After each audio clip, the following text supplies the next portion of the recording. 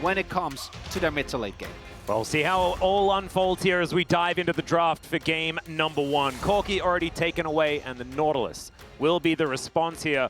I'm really glad, I really liked what you said before about the drafting from Quantum Freaks, because like you say, it feels like CV Max, like sometimes he gets into his head what the meta looks like and then sticks to it. He's done that again, but he got it right. Oh, he's locked in on this current meta. Absolutely. 100%. And it's really good to see. We'll see whether it is going to be, once again, a little bit more of that with, you know, it's been Corki, Tristana, Yone, or Hui for Bulldog. And it's one Hui game that he's played so far. And I think that's mainly because, you know, he was pushed that far into the draft. Like, they know exactly what they want to do, and it's been adopted by so many other teams. That Hui, like we were talking about, going to be taken away. And Tristana last ban, do they just get rid of all of them? No, it will be the Viego. It'll be removed. Yeah, probably looking for a Tristana B1 here, but the value of the Skarner also goes up a decent amount with the Rumble ban. I do gotta say though, I think particularly Dudu is gonna be really happy to just play K'Sante, so I don't think the Skarner is really gonna be too much of an issue. B1 Tristana feels the most likely. It's also an opportunity here to ban the Ashe, which otherwise will be a highly prioritized. I can't believe that of all Lucid's junglers, even though I did think he'd get better at Maokai, that's the one that you take away. Well, you're doing this for a very good reason, and that is because if you want to get Tristana, you then have to give up Talia Vi. This would be... The first pick Lee Sin is weird. The nodding is also weird. It's fine. Okay, that makes a lot more sense. I was about to say, I know Lucid loves his Lee, but right now, not really what you're looking for. Lucid's Vi has been absolutely insane. His team fighting has been impeccable for Cuz. The Sejuani is generally what he goes towards here. Viego is his other standout pick, but that one was already taken away. And really, when we saw the Viego ban, we also could have seen the Vi B1 coming. It has been a very popular counter pick because you can negate the ult.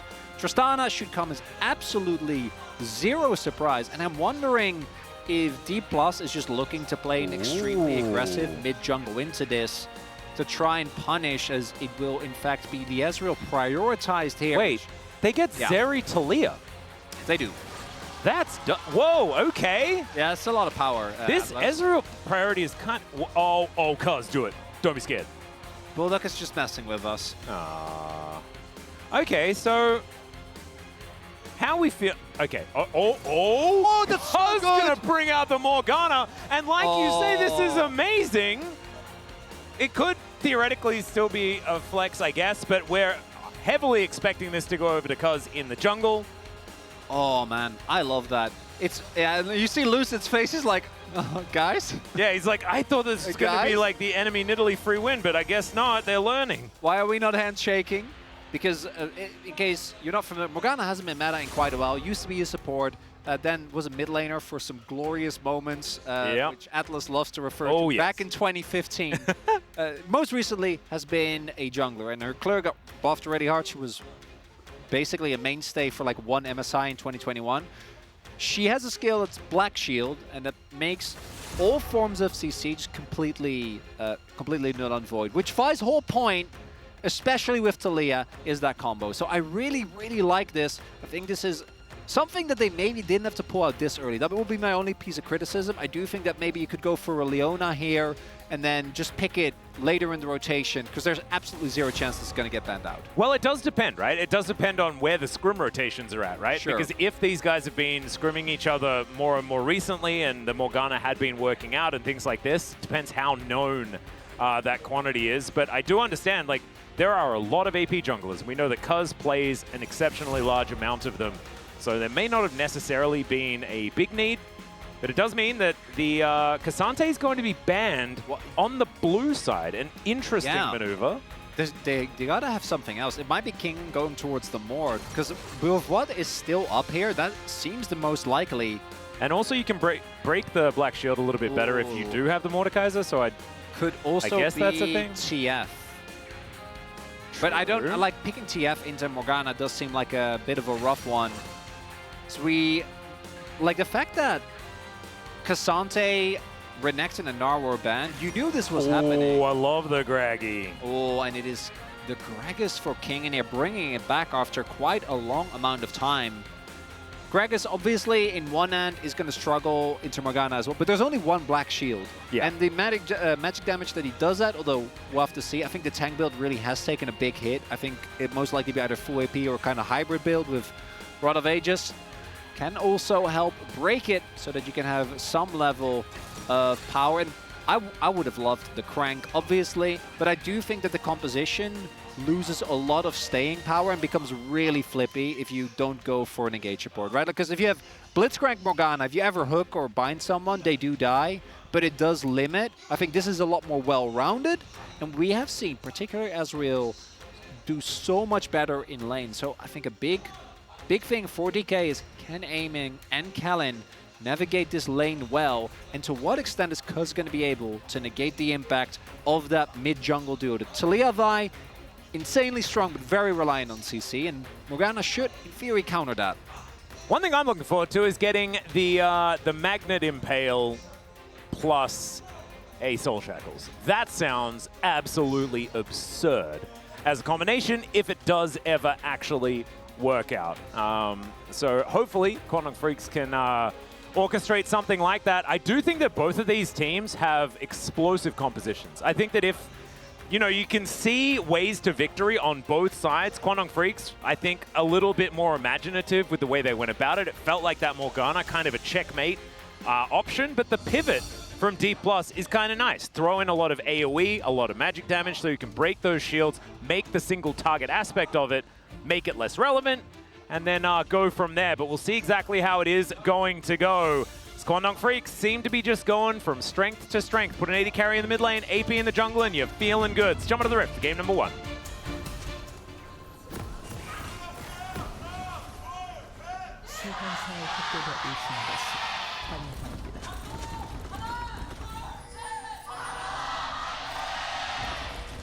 Okay, I'm not going to lie to you. Those fan chants were so incredibly loud. Ooh, on either side. Yeah, both sides. That was intense, Atlas. Huh. This is a big match. It is. I can't wait to see the stadium match between Quantum Freaks and D+ Gear. I'm looking forward to that.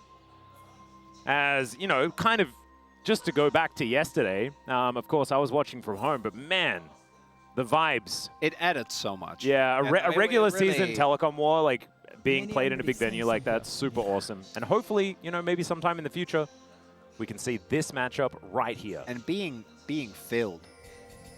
Yeah, regular season. I know. It's and so the cool. cheerleaders and everything like that. It felt like I was watching a baseball game.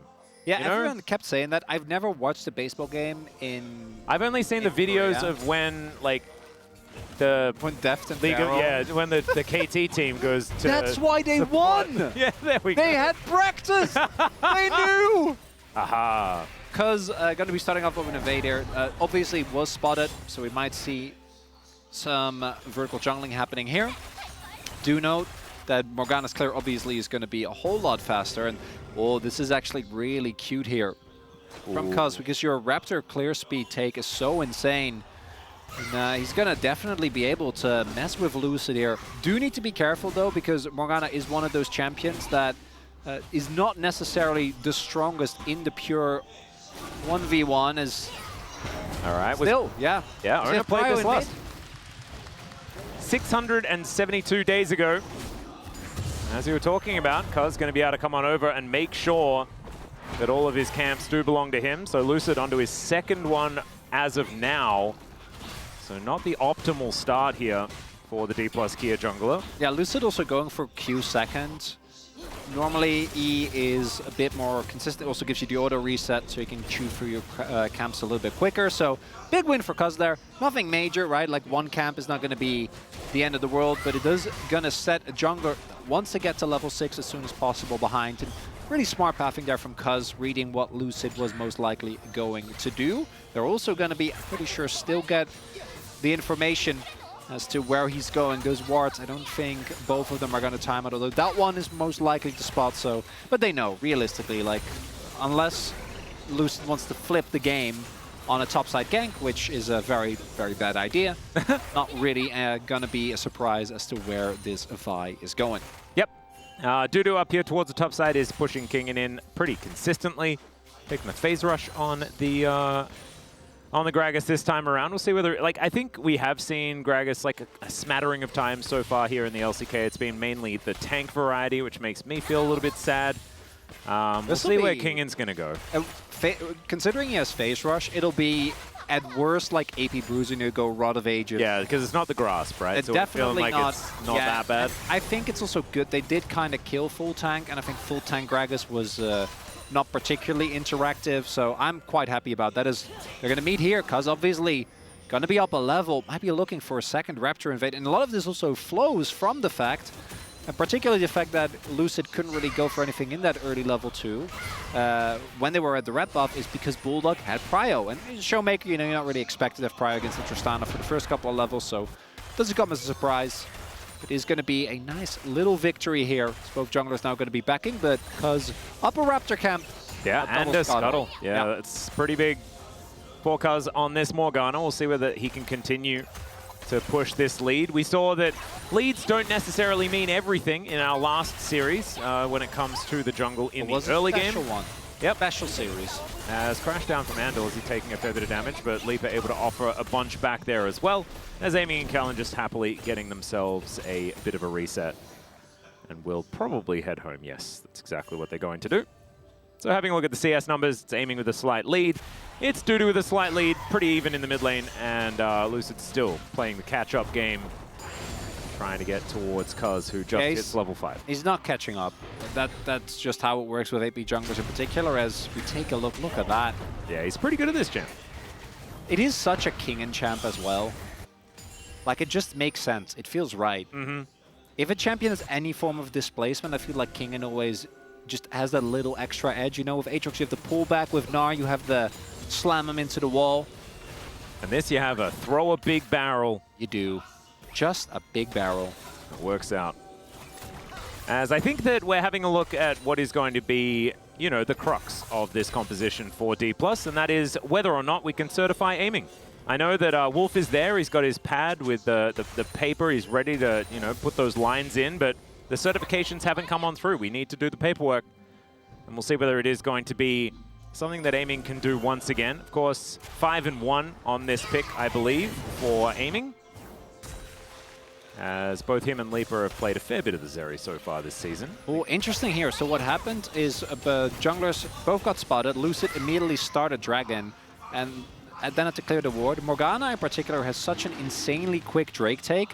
I gotta say though, I don't know if this really means anything. Like, Kwangdong is rotating, but there's a huge wave that was pushed into bottom by Aining and Kellen, so I think maybe a bit of waste of time. I understand the idea of trying to contest this, but realistically, if you have to catch bot wave, you're not going to be able to get anything going. So nicely done there, Aining and Kellen, effectively securing DK to Drake. Yep. And yeah, the speed of Morgana, particularly with, you know, the Void Mites, it's a little silly.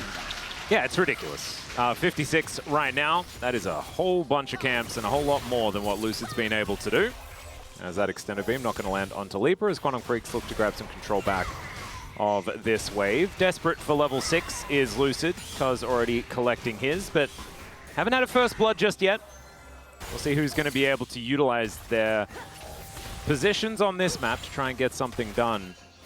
Definitely feels like there's a level of intensity in this matchup. You actually reminded me of this before, was the fact that so far this year, D+ hasn't been able to beat Quantum Freaks. Yeah, which is weird, right?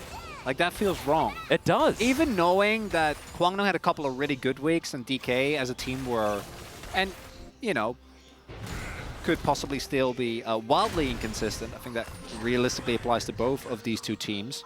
So does that mean some action towards the bot side of the map? Yeah, there are a bit of a... But they haven't... If DK win, would be their first game win. Oh no, Aiming gonna get bound. Immediately has to cleanse and flash and use everything to get himself out. Sometimes you just wander into the river and almost die. So now that is a summonerless Zeri. That does not feel very good if you're a D+ fan. Yeah, I don't think he had to do that. Do want to highlight what was really cute there by Kwangdong was that the stagger on the CC meant that Aining wasn't able to, like, he had to use both cleanse and flash, as opposed to just being able to cleanse it off and then slide over the wall. So nicely done there by Cuz and Undeal. But so for DK, the problem is that Lucid was always going to get outpaced, but due to the great start that Cuz had, it's going to be to an even more aggressive degree because he got both the Raptor and then denied the possible steal, so Lucid wasted a lot of time. That alone means that the jungle matchup is always going to go pretty heavily in terms of money in favor because you just don't have the clear speed. So I understand this attempt from Lucid does have level 6 available right now. I don't think they know about the ward in the middle brush, but it might not matter. Oh yeah, Kingan's going to set it up gloriously. First blood. And so well deserved. There's a reason why this guy's win rate's so good. And that's what I was just getting into. That means that Lucid has only one option, and that's force ganks around the map. Even though Morgana, obviously, you know, if you do hit a binding, you are very, very strong in enabling and setting up kills. Actually ganking isn't really something that you're that good at. You know, your binding is hard to hit. You can flash out of the ultimate, so guaranteeing kills is tough. So really well done there by Kingan specifically. Sets him up and ensures that Lucid doesn't just walk around without being able to do anything. Oh, the body slam positioning as well. Absolutely gorgeous. Couldn't have played that better, I don't think. Man, nicely done there by Kingan. And it's a big kill for him as well, right? He's the one that gets the gold on an AP Gragas in particular. Yeah. That's going to add a lot of value. See already, last chapter done. He's got a cool belt. No pants falling down at all for this Gragas. He's well and truly under control. That's interesting, actually. I kind of wonder what he actually is going to build because he has now has his lost chapter, Tear, and Giant's Belt. Yeah, I don't think you get very much Rylai's value. So I don't imagine that'll be it. No. I'm very much hoping not. But we'll see where he decides to go. Certainly seems like a bit of a hybrid build for now. Just wanted to build up a bunch of extra health. As Lucid back to clearing things out. Couple of camps before we're considering getting around and looking for some ganks. 1 minute on Drake number 2. That'll be a Chemtech. So that means that we will have an interesting soul, unless it's Ocean. If it's not that though, we're psyched. And so far, it's not really a bit unfortunate. Yeah, it would. But I mean, Ocean at least is fun because the health bar just goes whee. Yeah, that's true. It's like everyone's got Warmogs. It's great. On top of most people actually getting Warmogs. It's true. It's not quite League of Warmogs like it used to be, but it's pretty close. As now Lucid makes his way in, and Leaper, oh dear, he is very, very dead. That's back-to-back for Lucid. Because, of course, in the last fight, he didn't even need to ult. He didn't. I'm kind of wondering if Leaper didn't have... it looked like Leaper didn't have E, because I think if you... I think he might have tried to proc a W or something. Because if you E and flash and you have barrier underneath the turret, I don't think the play works out, or at least Lucid's going to have to flash. Aiming is going to have to try and play it more aggressive. There's some risk involved. Because he definitely had the time to try and flash, so I'm going to assume that it wasn't up. And if you don't have E, then yeah, flashing does nothing and you just die there anyway. So in that case, holding it definitely the right call. So we do have this Drake being taken. It's going to be 1-1. We're going to find out what rift we're about to have, Atlas. Yeah. Aiming goes back, collects a static shiv, and that's going to be Infernal once again. I feel like we've been gifted with a lot of Infernals so far this week, but especially today as well. As, yeah, Leaper, you don't really see too many of the opportunities to get too much done there, and as soon as the tether was connected with the cease and desist, it just wasn't really a way out. So, not going to happen. Lucid now moving towards this top side. I think Cuz going to be here very soon, but so is Kellen and Aiming. And that is going to be the successful steal away. So over goes Lucid, gets himself out. Fondong Freaks trailing by a few hundred gold. That's a nice back, actually. I really like this from DK. So set up the lane swap. Allows Aiming to get a free plate. As long as they don't run into any trouble. Aiming does have a sum, so at most those would be forced, but that's not even going to be the case. Nicely done here. Get the cancel on Dudu, which means that he's going to be a little bit late. Might allow Kingan a possible roam timer, as yeah, it is actually going to be Fimbulwinter, even with the purchase of that lost chapter. So interesting. Can't wait to see what he's actually going to go. Maybe, you know, again, kind of hybrid between doing a decent amount of damage while still being really beefy. Obviously, Gragas has a lot of ways to proc Fimbulwinter's shield. Going to get a lot of value out of that one. Yep. I'm kind of hoping that he does build a little bit more towards damage, but We'll just have to see. As Lucid back on clearing duty once again. Leaper with his first item spike. One of the reasons why I think it was a really good idea that D+ gave up that Drake at the same time was the fact that Aiming was on a reset at exactly that time, had static Shiv Gold right as they were taking the Dragon, so I don't think that you really wanted to try and fight without that item completion. And now still going to be a little bit behind when it comes to the item spikes. I think Trinity Force a little bit stronger here than the Zigzag Sword.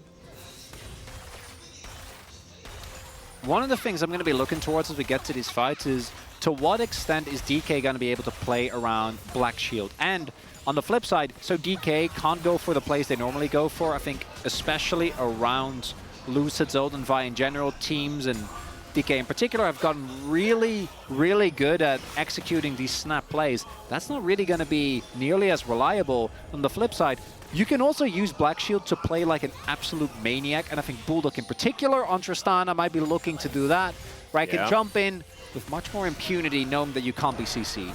Well, there's a Dark Binding. It's going to connect onto the Lulu, and nothing is really going to come of it. Just a bit of testing the waters, trying to get control, as Lucid getting himself out of the way of the Shattering Strike pretty nicely with that little Vault Breaker. 1,000 gold in it, and that means basically nothing, especially when we're 1 Drake apiece, and 6 Scrubs going over to Kwangdong Freaks with a Tristana as well. Okay, there's a bit of a crash, and the Impale as well. Kingen just seems to only barely notice that all of this stuff is happening as he gets a phase rush and books it out of there. He is unbothered, Atlas. Wow. Not in the slightest impressed with what happened there.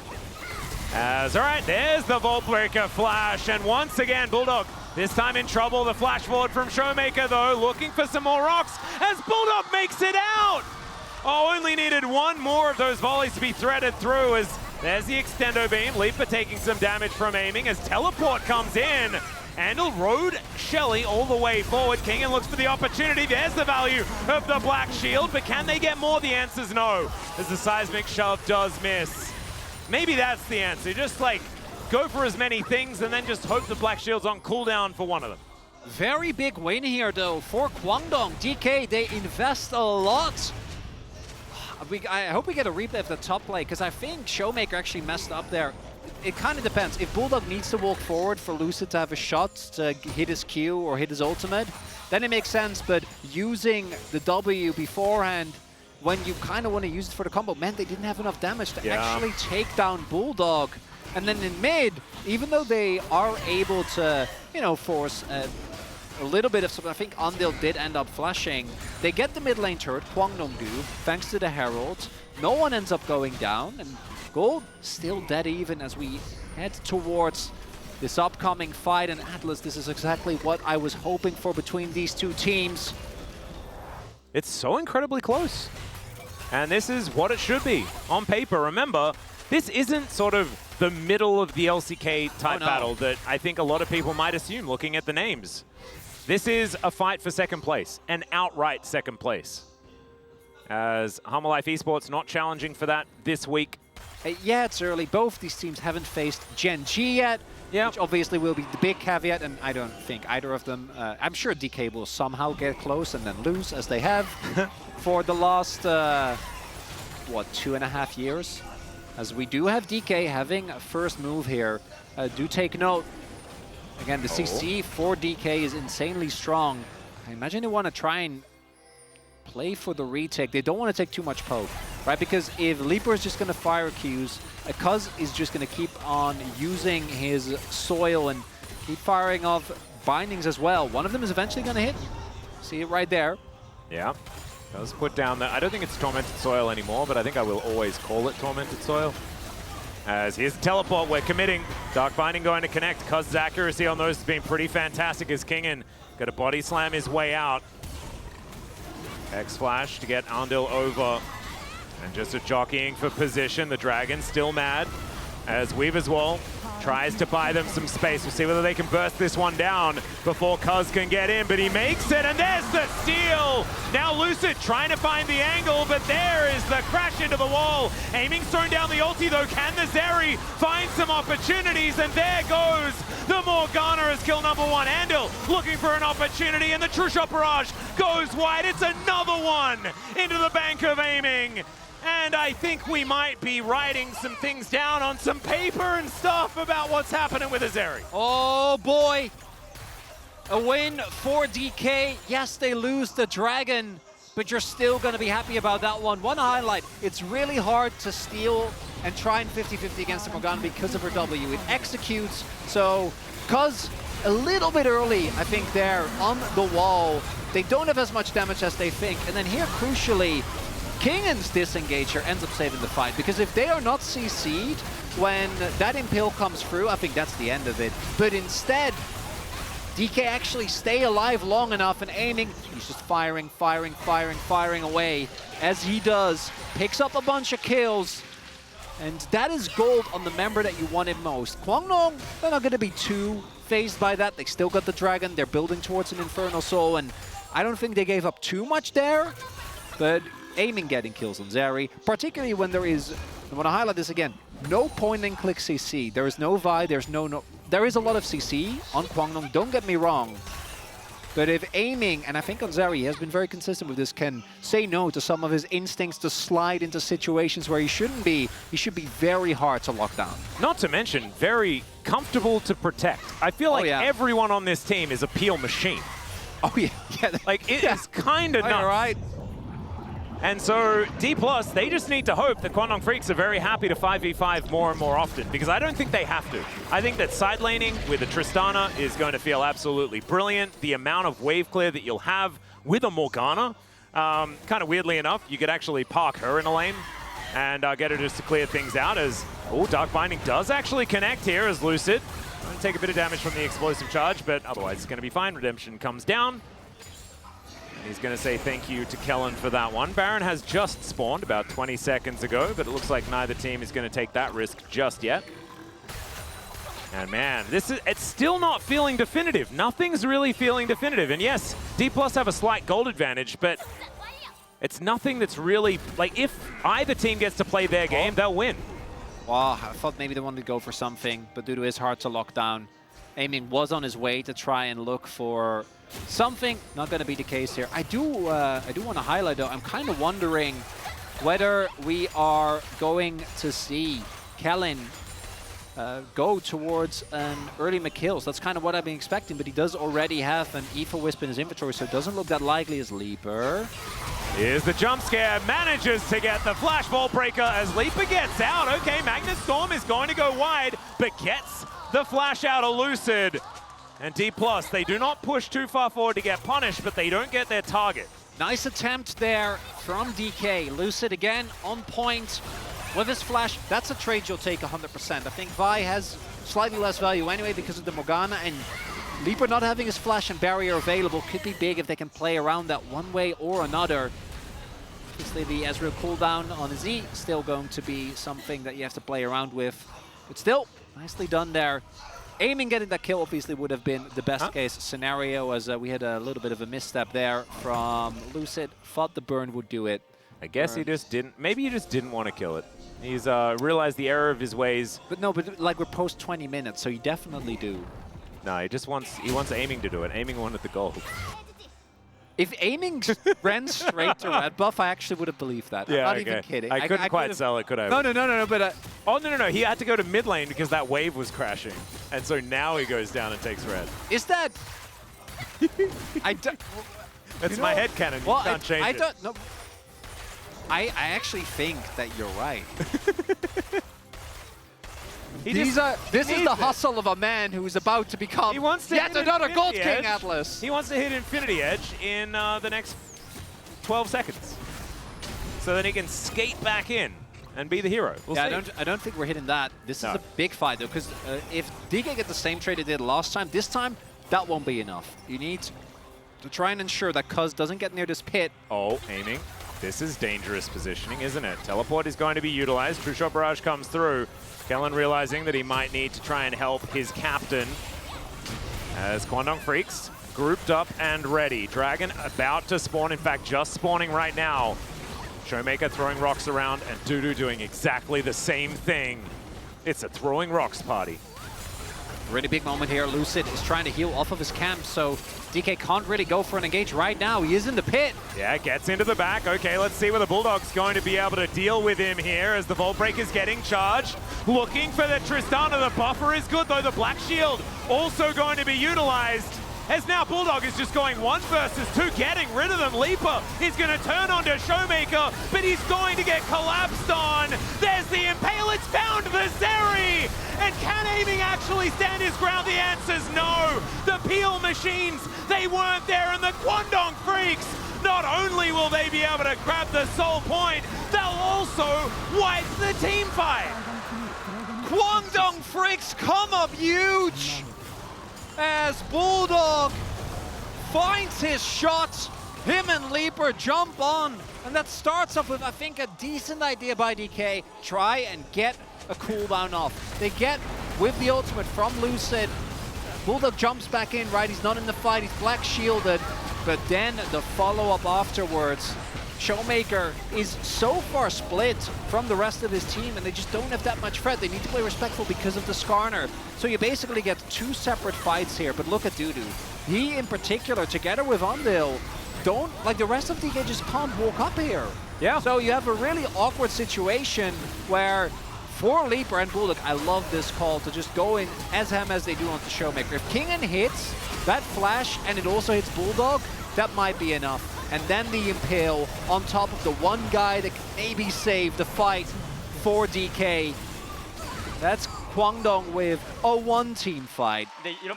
A soul point and a Baron. It's everything. And Bulldog pretty happy about how it's all going as we're back in live, and now Undil is in a little bit of trouble, getting thrown around. There's a cease and desist as Cuz getting taken down very low. That's another kill for Aiming. And a teleport is coming forward. Nice seismic shove there onto Bulldog, but he is going to be able to laugh that one off pretty comfortably, and that might put a little bit of a dampening on the whole Baron play situation. Yeah, I was a little worried there, but it's not going to be the end of the world. There's still 2 minutes left on this Red Bull Baron power play. Should at the very least be able to pick up the top outer. Imagine the goal is to get one of the inners as well, but this is going to take a lot of wind out of the sails as we take a look here. Being that far up when DK is going to be looking for a pick. Oh, again? Dear, once again the jump scare comes forward. Bulldog trying to get himself out. There's the Black Shield. And once again, Cuz's nope button is going to come up trumps. And this is what we were saying earlier.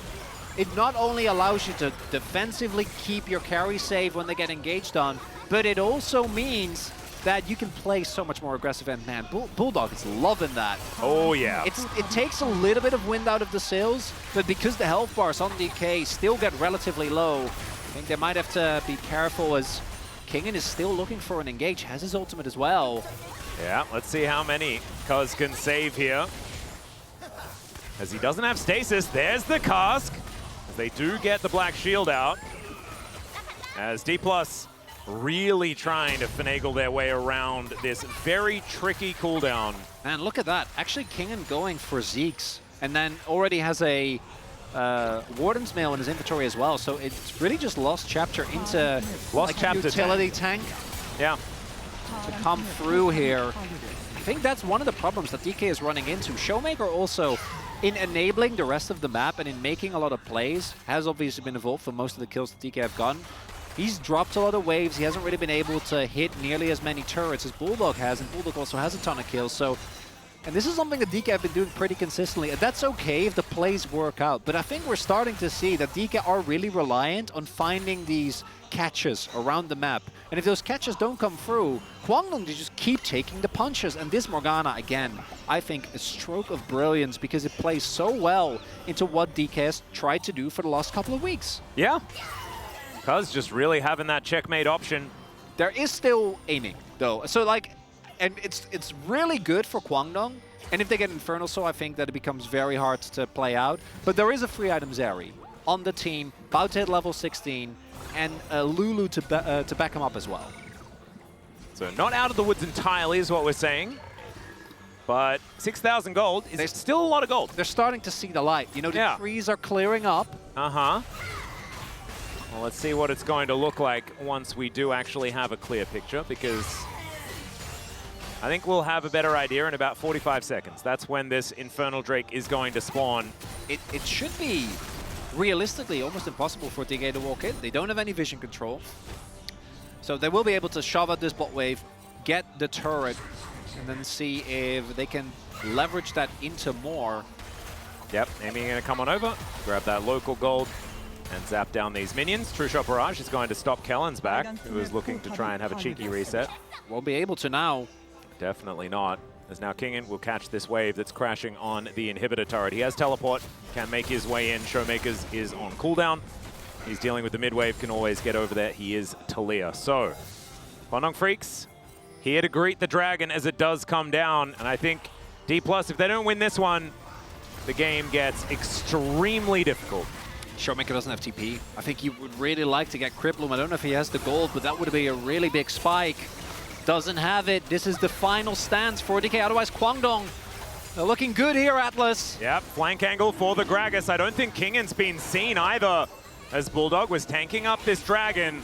The rest of Kwangdong Freaks just wanting to be as a group, wanting to be together. That's a lot of damage onto Kellen. Immediately has to use that redemption, gets a whole bunch of health back because of it. As in goes Lucid, looks for Andel, but now he has to flash out. The Ignite is on him. He gets the shield, but it is done. That is Soul. They don't lose anyone, but I mean, that's about as bad as it could be. That's Infernal Soul for Kwangdong. And DK, the only thing they have left standing is their base objectives just going the way of the Kwangdong Freaks. Baron about to come up, and with Infernal Soul, it's got to be almost impossible to fight. Cripplum is done now, and I think we're starting to see for DK, the problem is when you start to fall behind in a composition like this, like Lucid obviously in a really rough position, but he, outside of Kingen, is the only one that can step up, and Kingen looking for the flank. It creates a lot of lose-lose situations. Like, aiming needs space. Someone needs to step up, but if Kingen does it, I think he still gets targeted relatively quick. Again, even before the Infernal Soul, there's a lot of damage on Kwangdong. I think this Ezreal pick, even though Leaper's KDA isn't that impressive, is really proving to be so insanely strong on this patch. Like, those ults, every time you see someone loses like 34, and that was pre-Infernal Soul, Atlas. And you have to invest so much as, wow, nerves of absolute steel.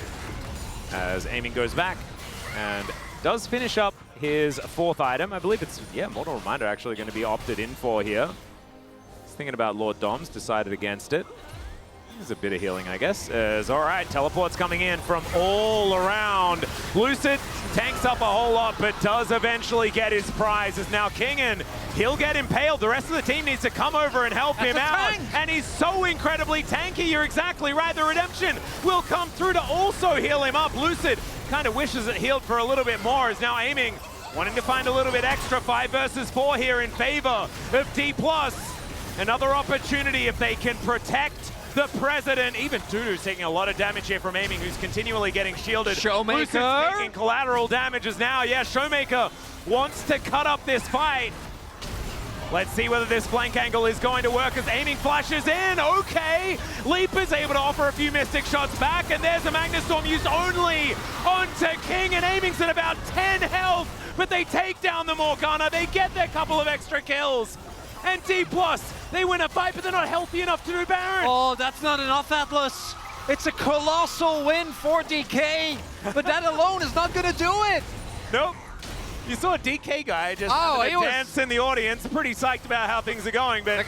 They're going to try and look for the window, though, because there's 25 seconds on Cuz and on Leaper. It's now or never. This is an opportunity you might not get. You can even turn this Baron into a possibility of an Elder, and it's that pick in the sideline on Bulldog that changes everything. Yeah, it's a very different story when it is a Tristana without that Morgana. Often we do see that the bufferings, things like this, absolutely fantastic, but for Lucid, that's a beautiful play, and they managed to get the bounty as well as the Baron, and we'll have a look at the play once again. Lucid surviving here was just ridiculous, and then Cuz gets his whole shield eaten by the seismic shove from Showmaker. I can't believe that aiming lived there as well. Like, the amount of burst he took just from Morgana and Ezreal, absolutely nuts. But because, it's again, Bulldog is literally 1E, just taking out the entirety of DK. But now the bounty gold is coming through. They still have Infernal Soul. Like, we keep saying, game isn't over, and we keep getting evidence of why that is the case, Atlas. This is just ridiculous. We've had some very intriguing games so far today. You know, our previous series, a lot of the reasoning behind that was, you know, for different reasons. But once again, I feel like it is just being drama. It is all dramatic. over the Rift. Oh yeah, because you can also... Both of these teams have a reputation of mental booming really hard after losing a game like this. Okay, and I don't want whichever team ends up losing this one to then look like a shadow of themselves in the next. I want 3 of these, Atlas. This is fun. We're going to get an Elder flip. This Rebel Baron power play doesn't mean that much in the grand scheme of things. All it means is that DK are getting close to item parity. We have now QSS for aiming. Kellen instead ended up going for the Shuralias, which I actually do think has a lot of value in allowing them to both rotate and, in a way, even buy more safety. Oh no, aiming. Well, is Zeri. So he's generally pretty safe, but I get worried about, you know, him moving up and trying to take enemy or frogs. flash, so I think it's warranted. Yeah. Okay, True Shot Barrage going to do a fair bit of damage there, but not too much. None of this matters. What matters is, can Showmaker get Death Cap? Yeah. And which I don't think is likely. He's only sitting on a single rod. And what is the situation going to be like around the Elder? Because right now, with the Baron buff, DK should have prio. That's not going to be enough to guarantee getting it, but it should put them in a good position. We see Kingen with the TP towards that bot wave. Start pushing that in, force Kwangdong to respond, get mid lane prio, and don't let them retake vision. The Baron has netted them about 2.5k, not the most massive of the Baron power plays, but really helping right the ship here. Oh, and for Kwangdong, you got to land the poke. I think Leaper has been doing a really good job of consistently finding those ults, finding those Qs. Because if he can hit a binding, that can be the difference between winning and losing a fight. But you see the vision toggle here. Oh. They don't have a whole lot of info. Aiming is just over the wall. Okay, they spot out the Cuz isn't there. They'll find the cease and desist. Anduil's going to explode. Dudu, he's out of there because special delivery from Kingen. Oh, the Kingen Renaissance, man. You love to see it. And D+ Kia, they'll head towards the Elder. And they lost this game until they won. It's a Challengers game, Atlas. That's what we're looking at. One side lane pick changes everything, and you can see it on the face of Bulldog. He had such a good game up until that point, but one pick has completely changed. As oh my, I can't swear, but it really aiming. I saw that, and I'm like, oh god, where is he going? What is he doing? But it ends up again the aggression that comes through from any member of DK. It's been Lucid, it's been aiming, and then Showmaker with the immediate follow-up. But also, like, pivotal. This is what we've been talking about what D+ needed for the whole year. And it's been that voice, that person saying, Cuz isn't there, go. It doesn't matter who you kill them. Let's go in and let's win this game. And that was as soon as Cuz was on Vision, they were in. Aiming, press that button, he's over that wall. It looked insane, and it absolutely worked. The problem now for Kwangdong, who again, I want to reiterate, are playing with Infernal Soul, is that you get caught kind of in a bad cycle where it's really hard to break out of, right? It's a feedback loop because they lost the Baron, and as a result of that, in large part, they didn't have Vision, didn't have Prio, and then they lost the Elder. And now the Elder is only here for 1 minute and 20, and it's the bot lane in it, which obviously is annoying. This is the opposite end of Nash, as aiming has reached 5 items, not 6, because he doesn't have the Zephyr doesn't have the Zephyr yet, but he will. Showmaker should still be giving him the gold, I think. Also, Showmaker actually ended up selling his rod and just going for Leandri's, just looking, which I think is the right call. Or did he just get Zhonya's? Oh, yeah, you're right, actually. I think he did. Good catch. Yeah, so I was really kind of still hoping that he would... Oh, this is a little bit crazy. Is okay. Lucid going to take a fair bit of damage. Does end up punching the turret, but takes so much. There's another delivery as the Dragon's getting angry. Look at these health bars, though, Cuz he's able to take down King in the burn. Bulldog down, and there's the explosion. Oh, it's a 1-for-1. If he had have got out of that, though, that could have been so huge for the tempo as okay. In goes Lucid and just explodes on his way. I don't know about that one, but Arndil is still in so much trouble. They're fighting against an Elder Dragon. And they're kind of doing all right. The seismic shove is going to take down Leaper, though. And Showmaker's trying to kill Dudu. It's not quite working. Aiming's dead. Showmaker's on half a health. And Kellen's just hoping they don't give him a heart attack. DK, what are you doing? First it's Kwangdong, now it's them. They lost their minds. Let's reset before Baron. So this initial play is actually great. I think taking Bulldog out of the equation is a stroke of genius. Like giving up Kingen, that's fine. Right, like not having frontline is unfortunate, but Bulldog is such a big part of what makes this comp work. So much power in the extended fights.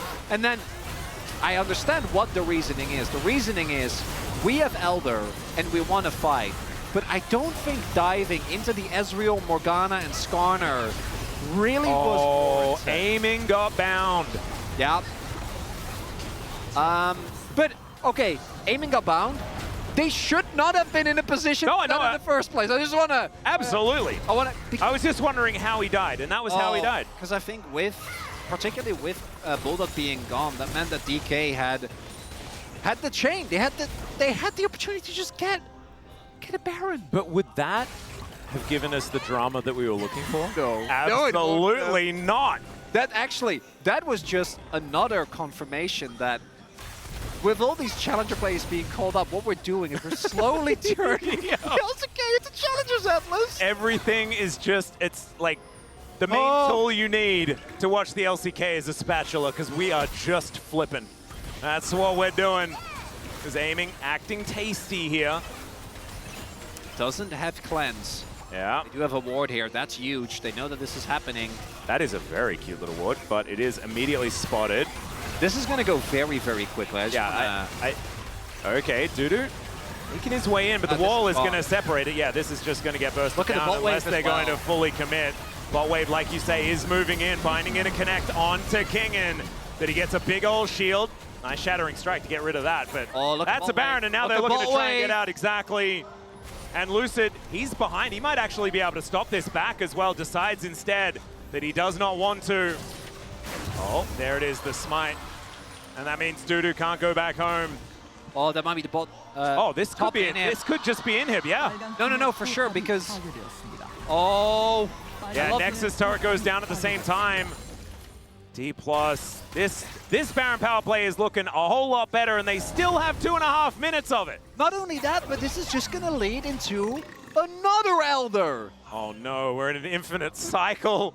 It's fine. DK will do the honorable thing and just run into them again, Atlas. Yeah. So just Lucid's going to press the R button and just go straight to Valhalla like he did last time.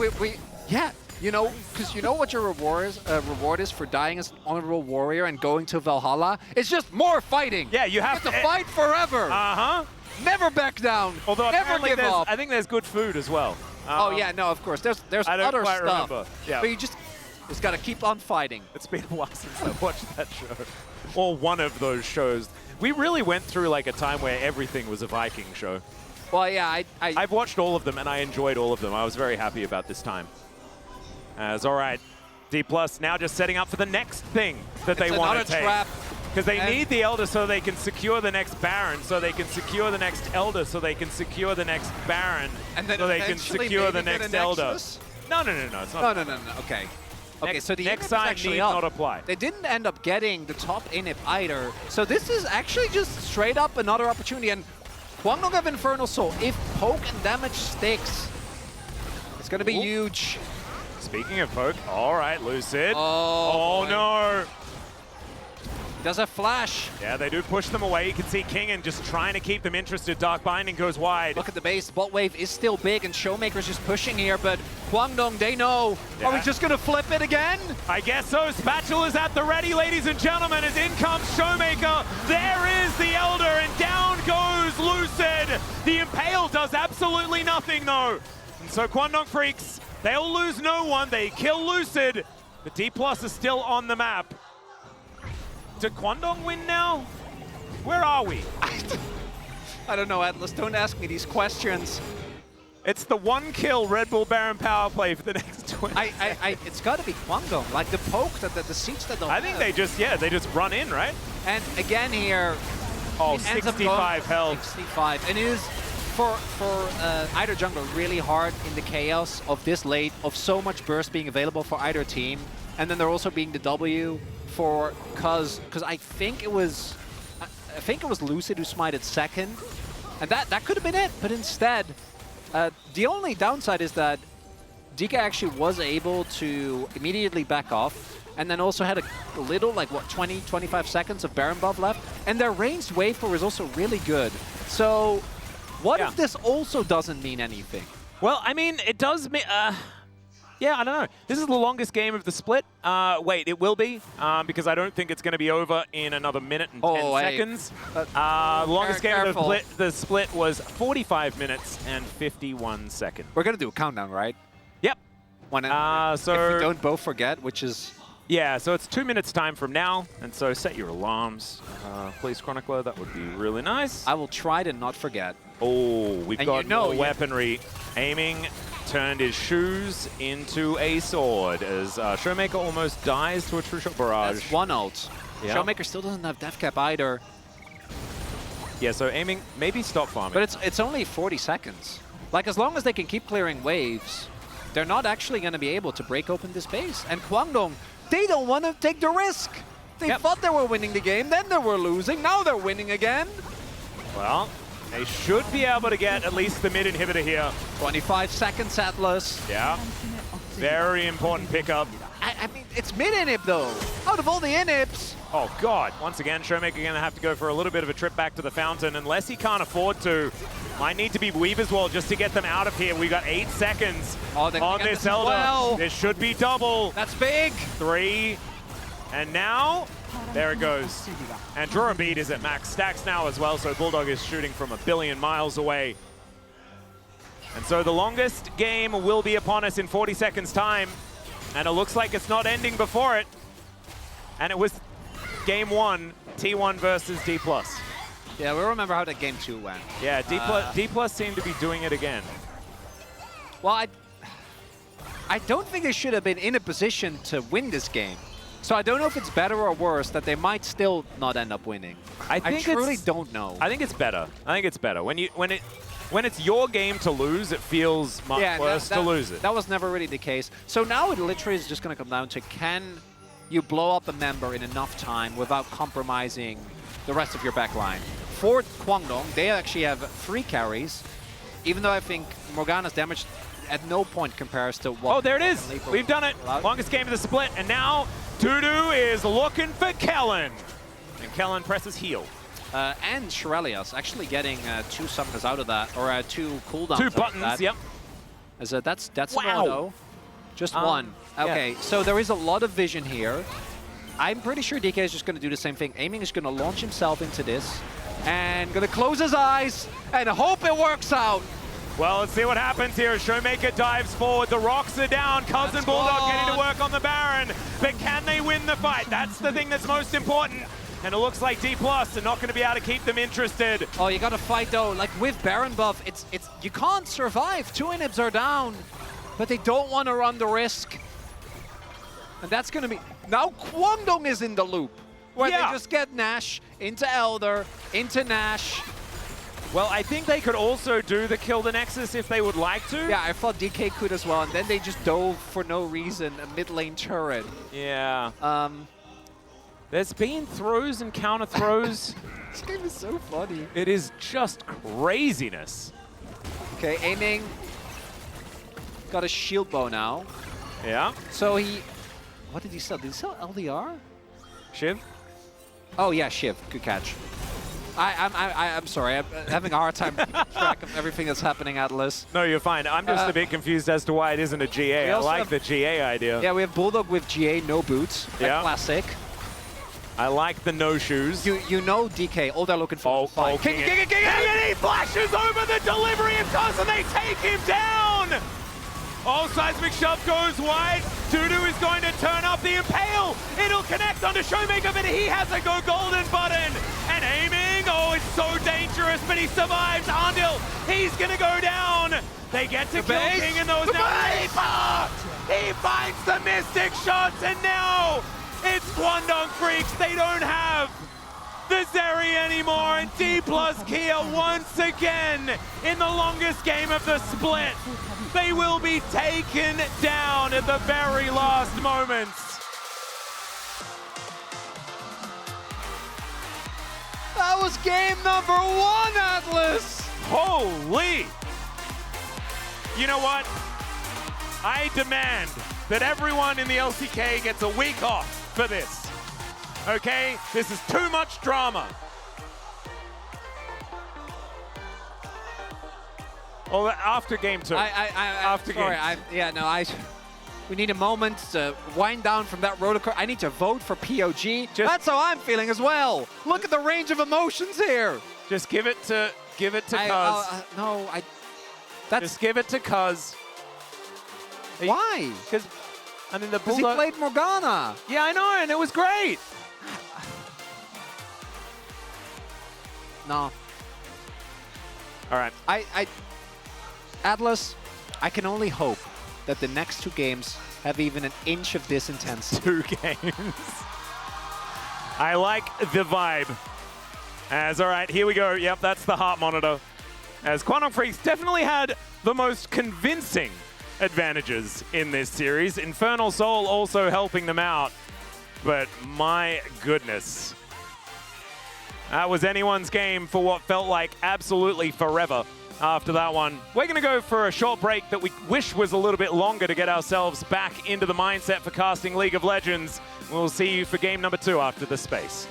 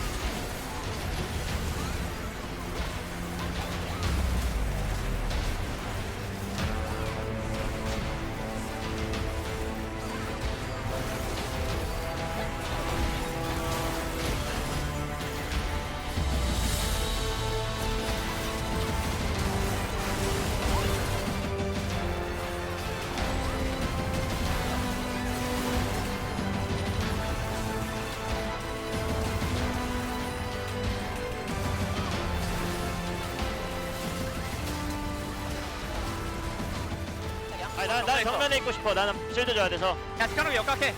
가라타 하기. 맞아. 싸움 봐. 천천히 싸움 봐. 천천히.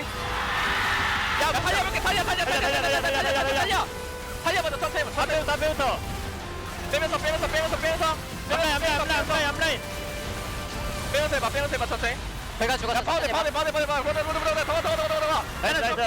간다. 빨리지 마. 아니야, 빨리 안 빨리. 끝내. 오케이. 한 번에. 야, 미안하다. 그라가스 씨, 안 보이는 거 뭐냐? 나 3일 숫돌이. 한 번에. 오케이, 다행이다. 그냥 엄대웅. 이걸 엄대웅. 미안하다.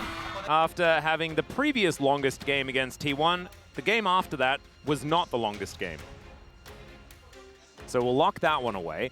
Let's see what is going to change in the draft, because I would suggest changing it up just a little bit. I think that the Vi experiment with the first pick, I think maybe just pick the Tristana. I think maybe it's just a little bit too strong. We know that Showmaker is a fantastic Tristana player, and you may as well just remove it. Rumble going to be taken away second here once again, and it's the Tristana ban, actually. So no Viego, because we'll have the opportunity to go towards one of his favorite champions of all time that works very well into the Vi. They decide to take that one away. Yeah, I don't expect DK will go for it, not just because of the Viego, but also I think the Vi first pick, given how well DK plays around it as a team, made sense. But given that Guangdong have shown that like we have a counter pick that works, we're going to just pull that out again. And it's going to make your life infinitely harder, I think is a great call. Skarner is generally what we gravitate towards. I don't really expect DK to prioritize the Ashe either, so we'll see what I like they end up Talia going for. though.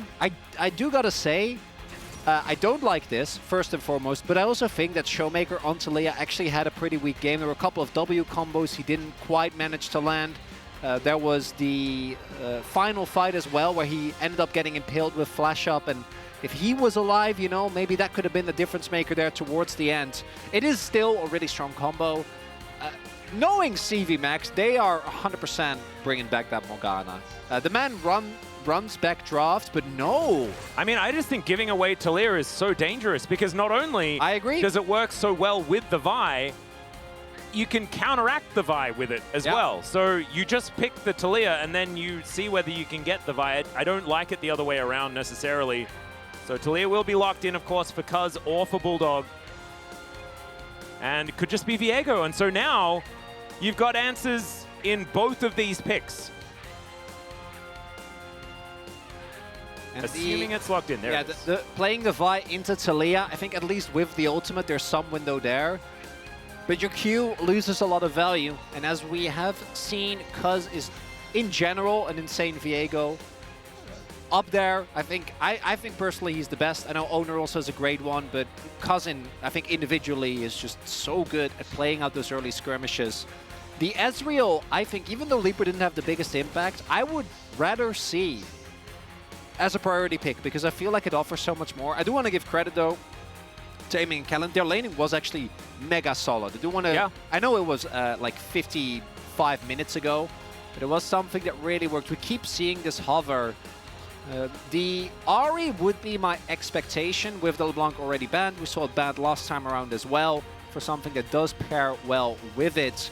And for Kingen, it is going to be the TF blind. So now either Dudu locks in Jax, which it is Dudu, like 100%. He can play that. But that does mean that you lose out on picking something like the Ezreal, and it's 100% going to get banned away. So do you get Ezreal or do you get Jax? And honestly, Jax into Vi as well as TF, I think you go for it. I think it feels pretty good. And it's Dudu as well. I think so far, the answers have been held by Kwangdong Freaks very effectively in this draft. This game of chess working out very, very well. So see what these bans are going to show for us and see exactly what's going to be picked up for the bottom side of the map in the support role, especially here. Kellen, of course, I think probably wants to play the cow as Kennen going to be taken away. Oh, that's really interesting. So the curious Kennen. Yeah, so CVMX making the read that this might be TF for Showmaker, not for he does have a skin on it. He does, and we haven't seen it in a very long time, but it would be very Showmaker just bring something like that out again. And if you do end up getting swapped on, which DK does love to do, that could have been a really big problem. Kalista, Ezreal, I think, are the most likely takeaways here. And then maybe a Lulu ban could be an angle. I think that both Vi and Zeri is obvious, but even Vi, I think, really benefits from having a Lulu when you can play very aggressively with it.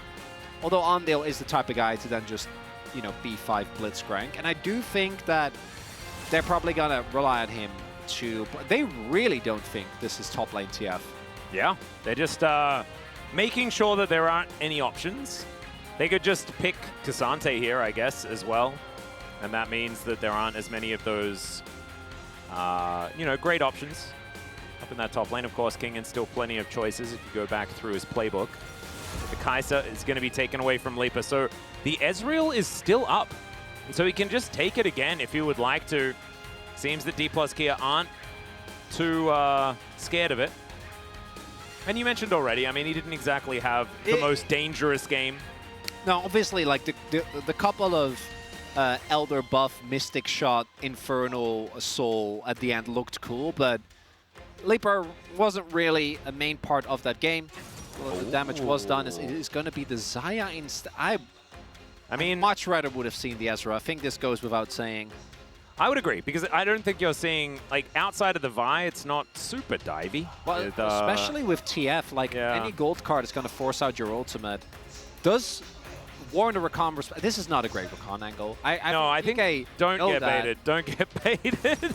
And that's the Gragas. So it is confirmation that it's Showmaker playing the TF. I don't think it's... Oh, unless it's Gragas support, like you're talking about. Oh, no. Oh, no. Okay.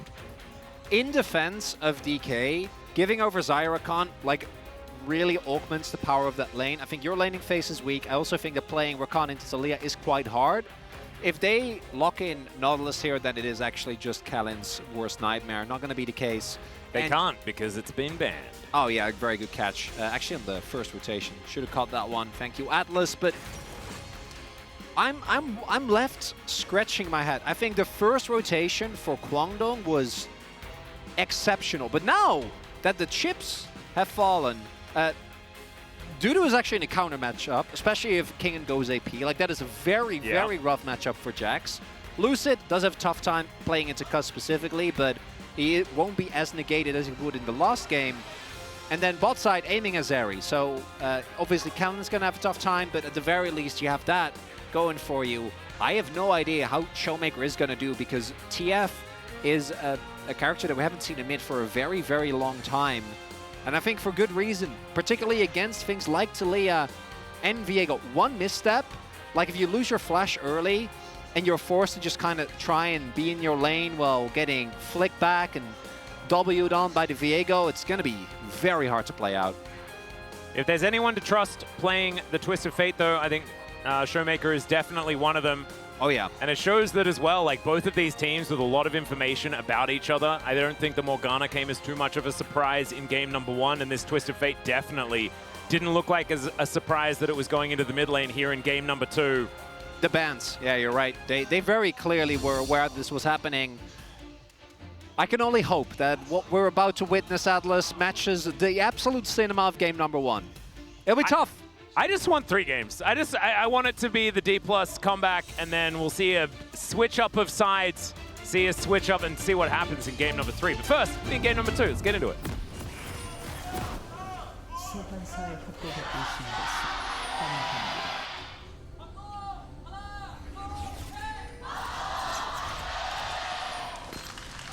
All right, well, if there's ever a time to have a full house, this is definitely it as Showmaker. That's one for the crowd. It's been a while since we've seen it, you know? Especially piloted by the man himself. Yeah, he knows. Yeah, he's pretty psyched. Have a look at my cool skin, everyone. Well, it's pretty nice, Showmaker. Let's see whether it is going to lead to a victory here in this game number 2. Oh, Atlas, that's first strike on Kingen. I think we're getting what we were denied last time around. Because Kingen's play was amazing, but I don't know how I feel about the Zeeks. Another thing is as well, is that we've gone from this meta, which is supposed to be take 280 carries and then have as many tanks as possible, to let's not have tanks. Apart from, I guess, Rel. Yeah, but Rel also isn't, I feel like she's only tanky when she gets like the 5-man Magnet Storm and you just sit there and their health bar doesn't go down, but outside of that, yeah, doesn't really compare. No, I would say not a true tank. Not going to be building like 3 items and thorn mails and fun stuff. I think we're actually, you know, Zeri's there, but outside of that, this is a pretty low Riot level game. We don't have Cassante. we don't have Skarner. As far as the age of the champions, like D+ on the top side, they were almost released, you know? Like Vi was 2011, I'm pretty sure, maybe 2012. You know, Rel and Viego are a little bit newer, but I think Kwangdong is also doing a good job. Jax obviously has been there since forever. Yeah. I mean, Taliyah was like 2015, 2014, something like that. Also, I do think we have to mention that because when in for an early invade, was able to pick up the Grump as well. So we'll see how Lucid is going to respond, if he's going to be able to make his way over. Did not go Q this time around, should hit level 3 off of this, and he might have an angle to play towards his blue buff here, especially because his bot lane is Prio. If he goes through this, will get spotted, but no. Actually Q's over the wall, that's big. Really nicely done there. And generally, you will know that your Raptor Pit is going to be warded, so you should be able to get away with this. All right, you can see Cuz coming on over, but because he didn't see him, it's likely that he's going to start the Wolves. I think they have a suspicion, but like you can't really move out. DK is going to be a lot earlier on the play. So nicely done here. Good recovery by Lucid, and aiming and Kelling, and again, putting out this early pressure. Yep. Something lane priority. Oh, you see, Cuz is like, as long as you don't show on that ward, I ain't going anywhere. I am not walking into my own jungle. And eventually, with Bulldog backing him up, will make his way over. Showmaker also going for the old classic of Unsealed Spellbook. He was always a huge fan of this. Double smite. Uh-huh.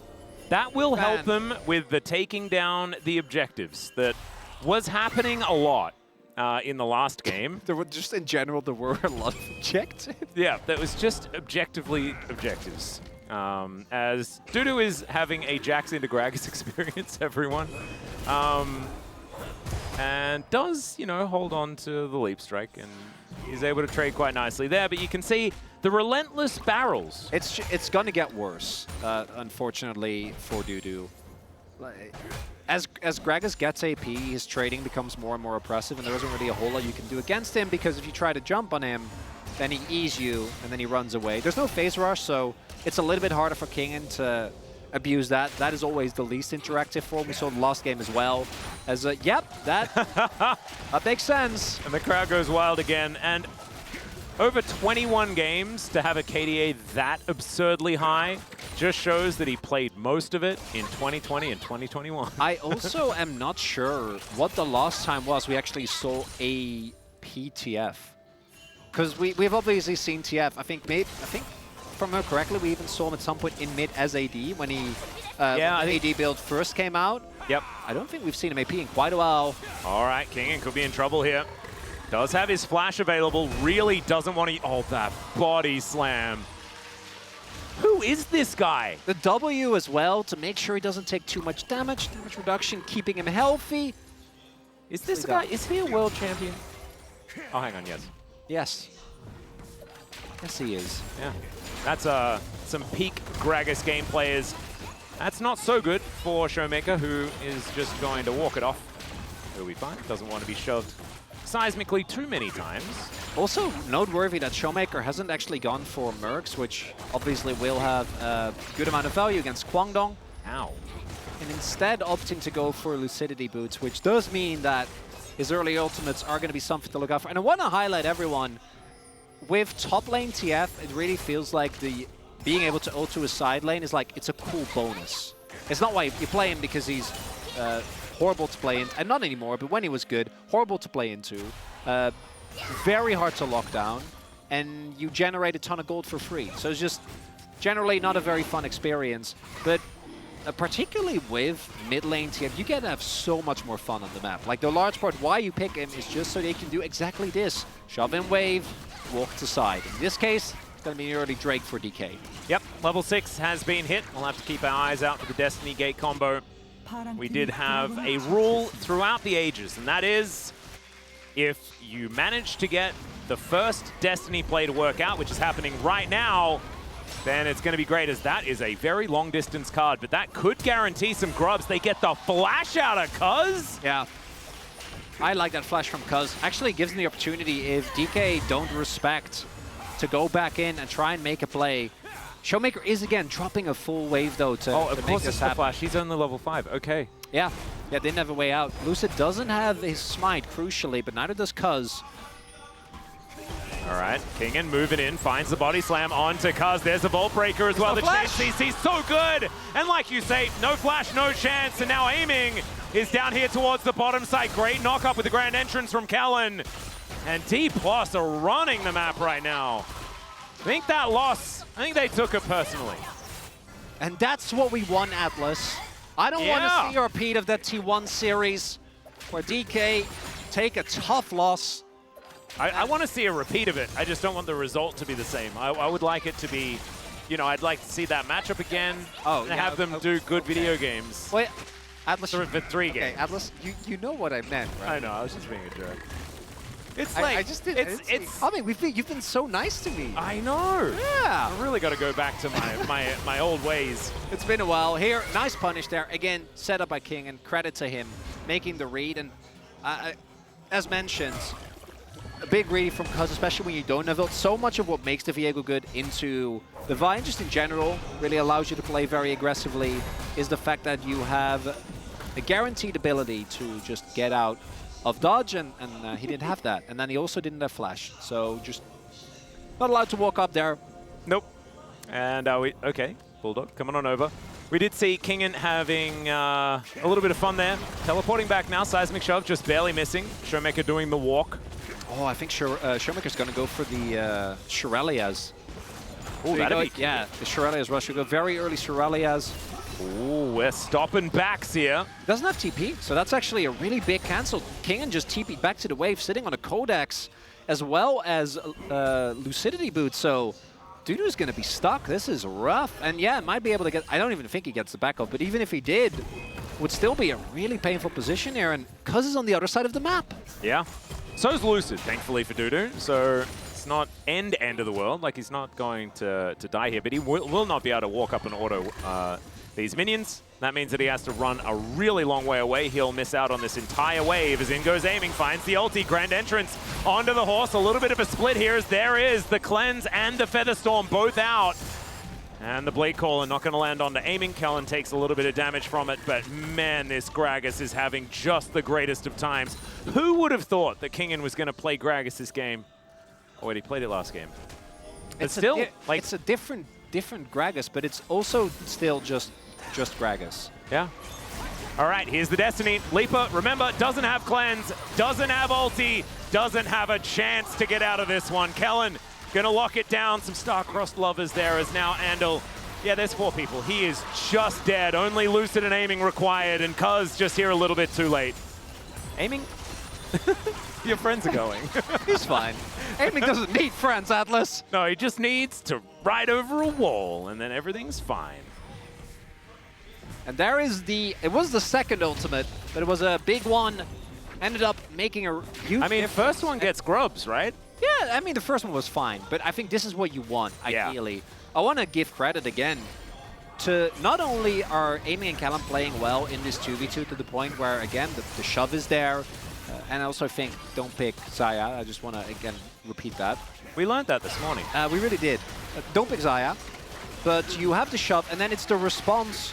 One of the biggest criticisms that DKF faced in spring, and really not just in spring, but over the last like 2.5 years, it's just that they sometimes look like they're not a unit. And I think that these type of map movements, the mid-TF, actually playing upon the wave states that your teammates have set up for you, that's a big thing. Now, after last game, I have no illusion whatsoever about DK's ability to somehow... Oh, are you going to talk about the outcome of the game? Don't talk about the outcome of the game. Impact their own game state, okay? I think that right now everything's looking fine. They're up 3.5k gold. Things are looking peachy. But I am not feeling too good about the fact that will continue. Yeah, the lights are off in the chicken coop, I'll tell you that much. I can't even begin to count them. There's no way, and they definitely haven't hatched. I think that, yes, D+ are in a great position right now, and I don't think that holds sway on the outcome at all at this point in time. That's how we like it.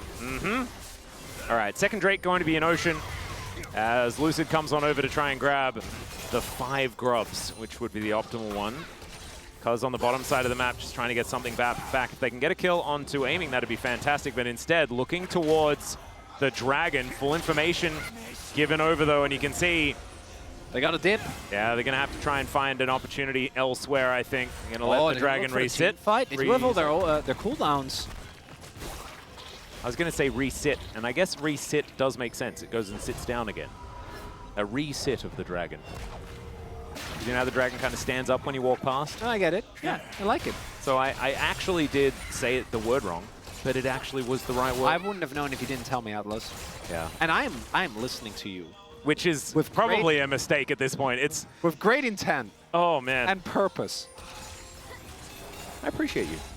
I appreciate you too. I'm trying my best as well. But it's these games, all of them, even though it is like, if Quantum Freaks wins here, it's 4 games, it feels like an eternity. It's just been a long day. It's because there's been so many games. It's the intensity of the game. It is. It is. As Lucid is walking up air, do note Showmaker has his ultimate. Double teleport available for the top laners as well. Yeah, see whether Showmaker can get in. Does have heal, not smite. But has still pressed the Destiny button. There's the extendo beam. Knock up onto Arndil. They do lock down the Dragon. It's a Hextech Soul. Infernal into Hextech. Okay. this is a day for Dragons, but still, it is just going to be Quantum Freaks walking in, taking Dragon, and leaving. Bad day for Dragons, as there have been a lot of them slain today. Good day for us, as we get yet another fun rift. Hextech, my personal favorite when it comes to moving around the map. So many timings change. So many more things are possible. Do note, Showmaker did use his ultimate there. They weren't actually able to make anything happen. Thanks to Bulldog with a nice Talia wall there. And you saw DK wanted to go for something, but didn't really find an angle there. That is a big win, particularly given that if DK gets very early on to Hextech or to 2 Drakes when the Soul is this strong, definitely going to be feeling great. Also want to highlight when it comes to activating the Hextech Soul, I don't think either composition is necessarily great. Like the best is probably Showmaker just throwing out cards. Yeah, but that's quite short range. Yeah. In his case, same for Bulldog, right? But the attack speed will be loved by basically everyone, and the ability haste in case of Bulldog. I think it's also just like it is just a very good Dragon to pick up. I love that's Hextech, a -1 in the chat. D+ going to grab themselves a neutral objective. It's their turn. Xander's going to come on over. He does want to say no. He's cantering around in a few circles here, but it looks like it is going to be the secure.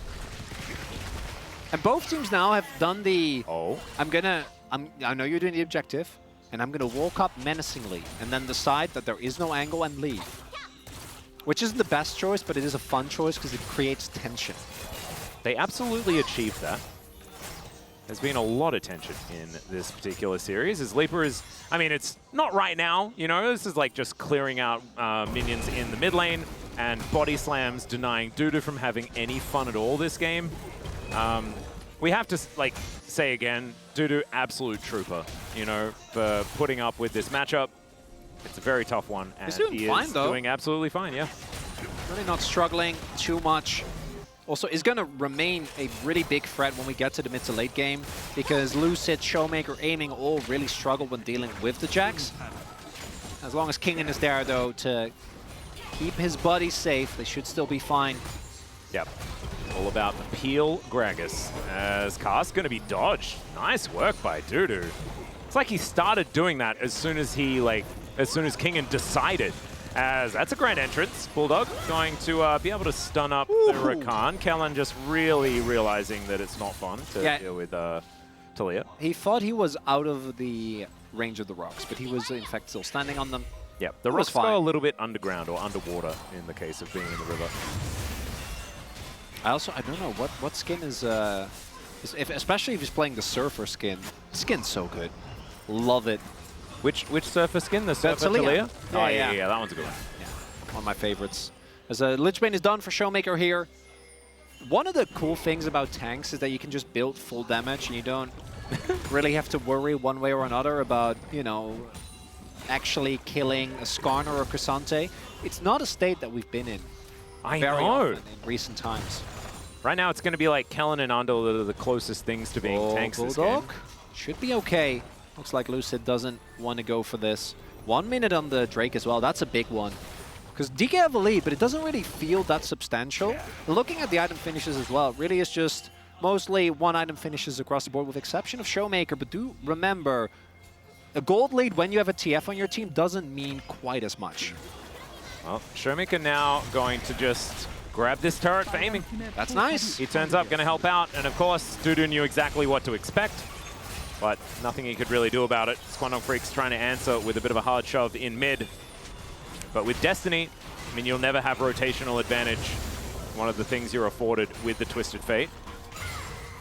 It's also going to be interesting. Like, I wonder whether we're going to get an earlier arm guard picked up for Showmaker as well, now that he's picked up his core first couple of items. He's going to go rapid fire cannon, of course. You really do need that to extend the range of these gold cards that are going to be really hurting with the AP build. But when does the I'm going to start a fight by gating in and gold carding someone, then turning golden myself and starting the fight that way? The classic Messiah play from 2010. Oh, yeah. No, I was waiting for you to pull that reference. Yeah, I know you're the type of guy to pull out old references, and I appreciate that. I think once we inexplicably get to like 45 minutes, and then it's going to either win or lose the game. So we'll see. We'll deal with that when we get there. All right. Right now, DK first move on the objective here. not giving a lot of vision. And Kwangdong want to look for a classic front to back. That's the one thing that I think is a little bit awkward about this comp. Normally with Viego comps, you really want to play for the reset. But this time around, because you have a Xayah, you do also need to make sure that she's in a position where she can just hit anyone, really. But there are a lot of ways to lock her down, particularly once Showmaker finishes his RFC. You're going to have to be extremely respectful.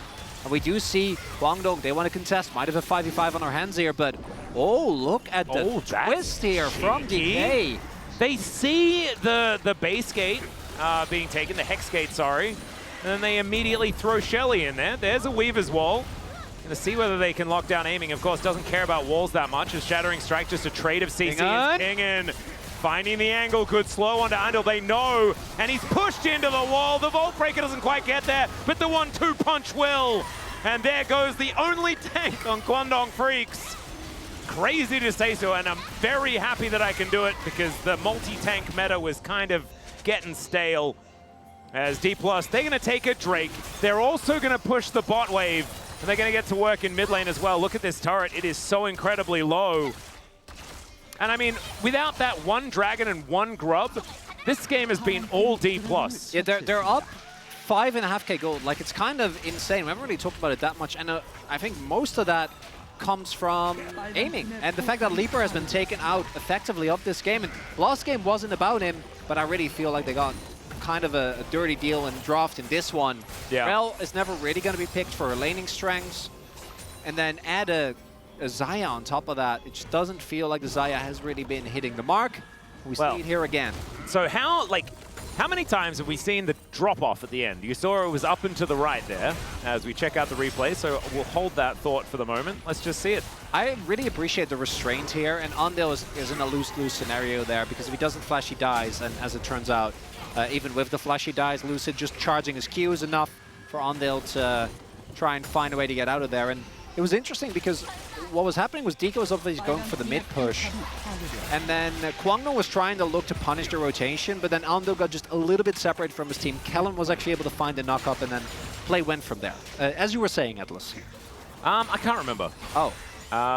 Something about to the right. Oh yeah, so it was up and to the right, the gold graph. Yeah. And so we're trying to work out exactly when the drop-off is going to be. So every time there's been a gold lead today, there has been a fluctuation. There's never been just a cruise up and to the right. It's not a Gen G series.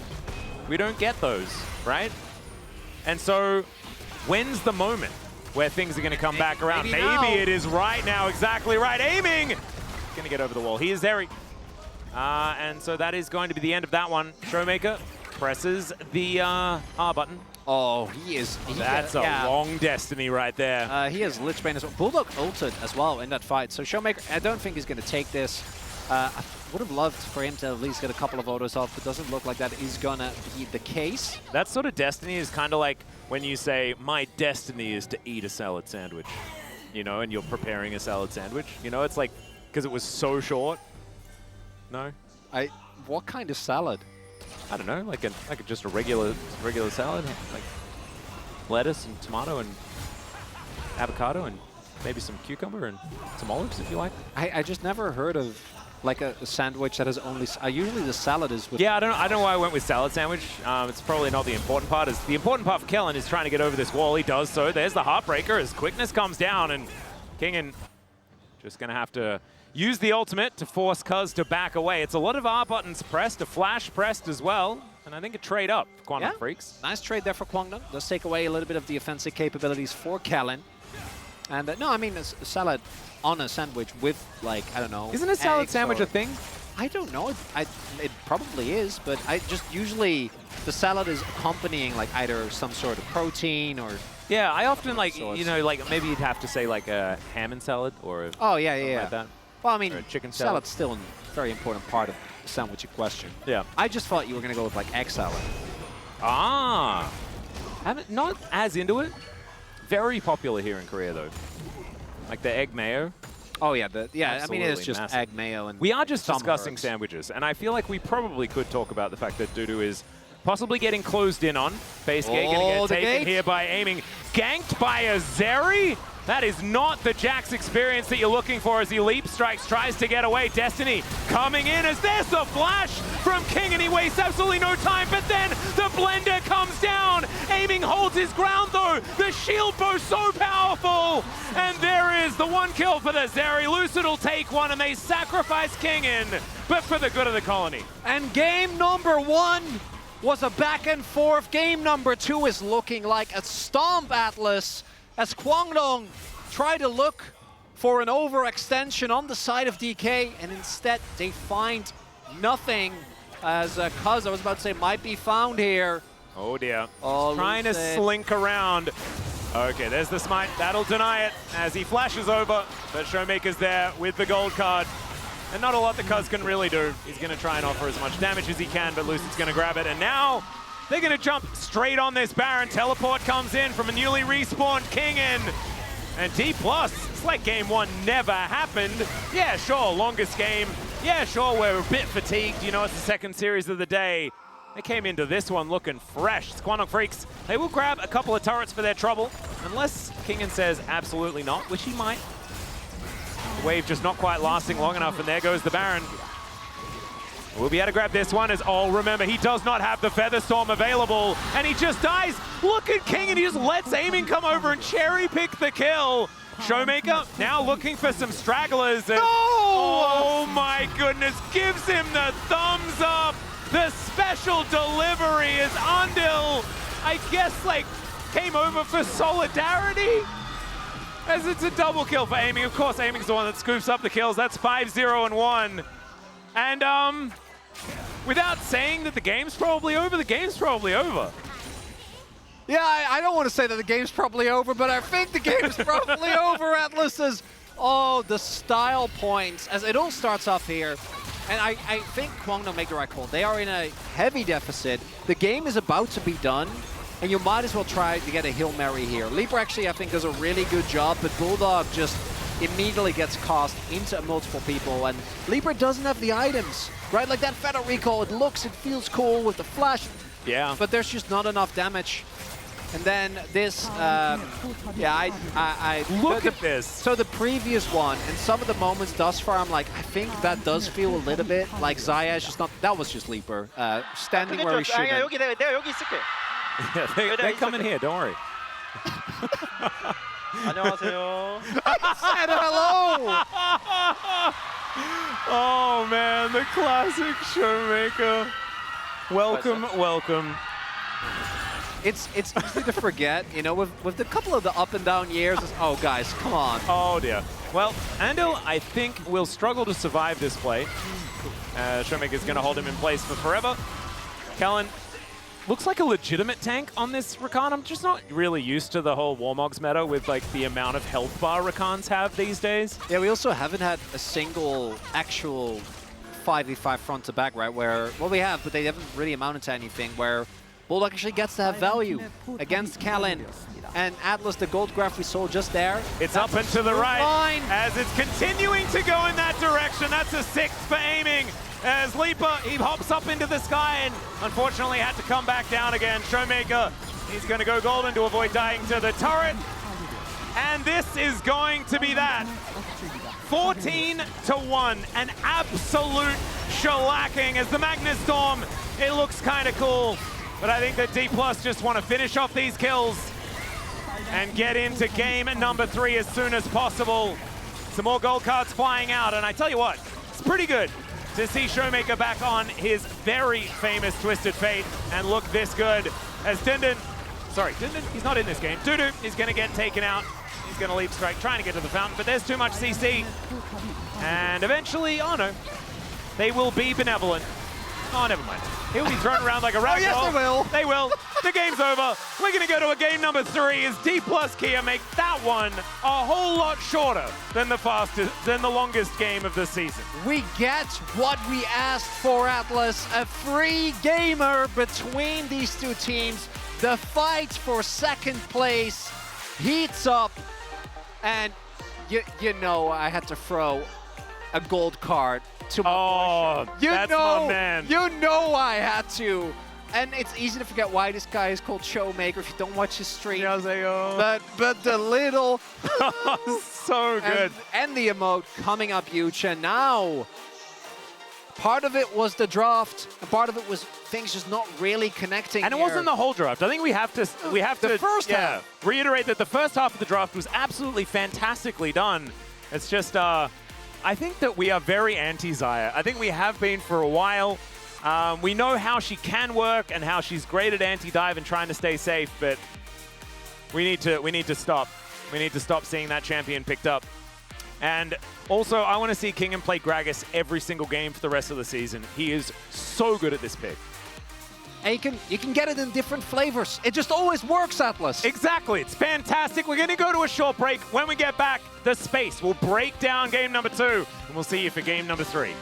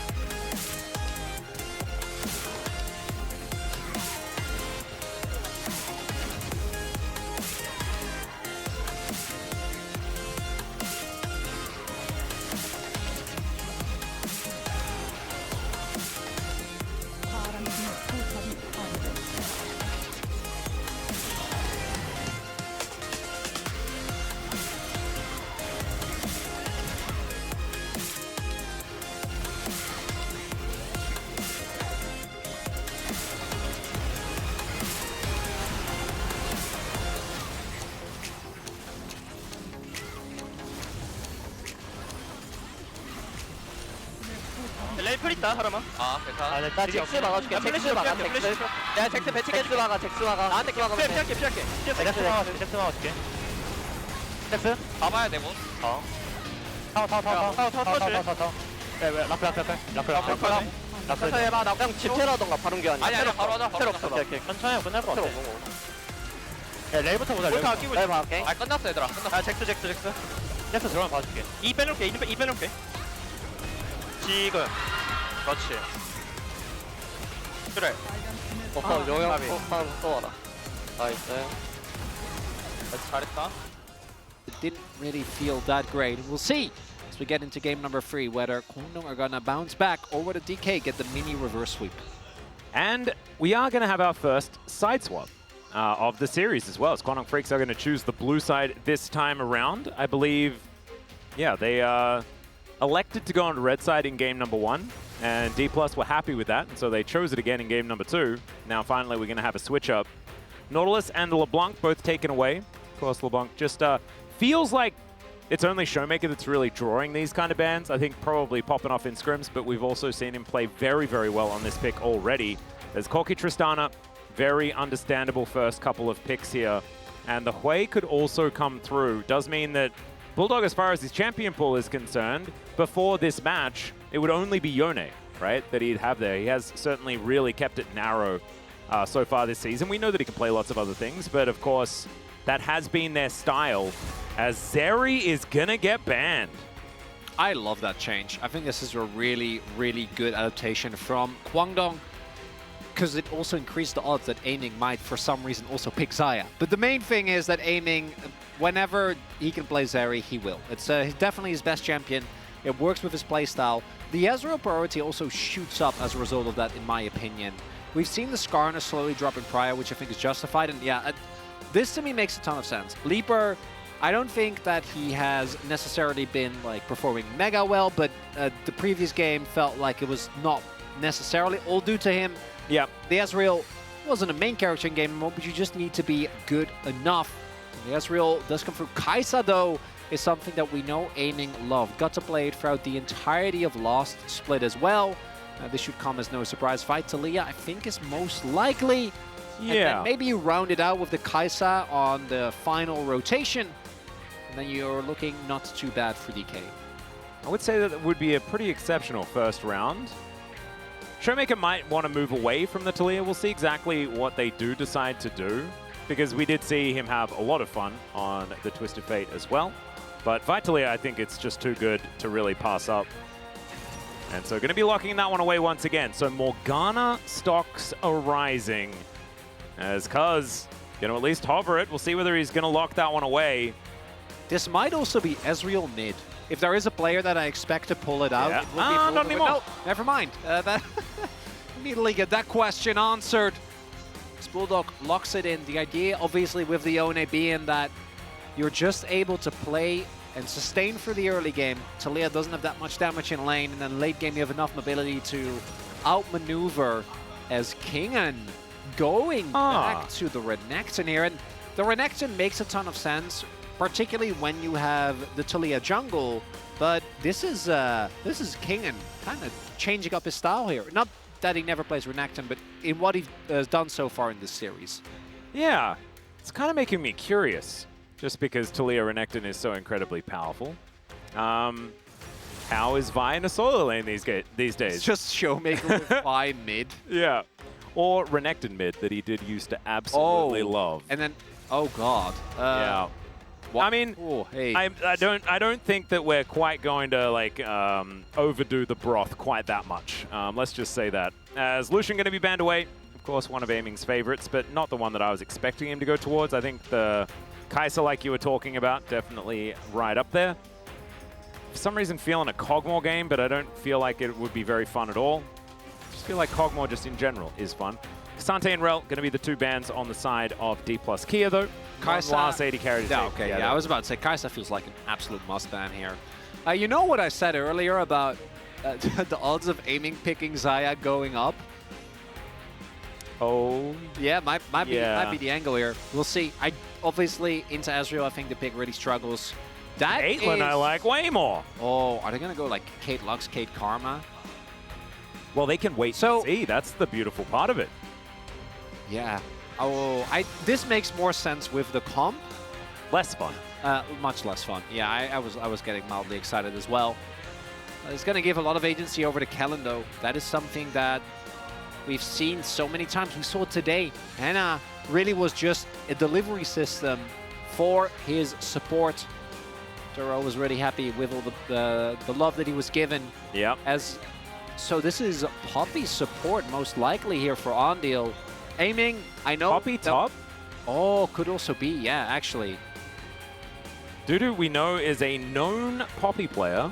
Oh, you're right. But I might be getting ahead of myself. No, it's a counter match in the Renekton well. It makes sense. That's one of the cool things I think about. You could even technically like still go for the Morgana support and then try and pick something else out. I don't think that's going to be the case for obvious reasons.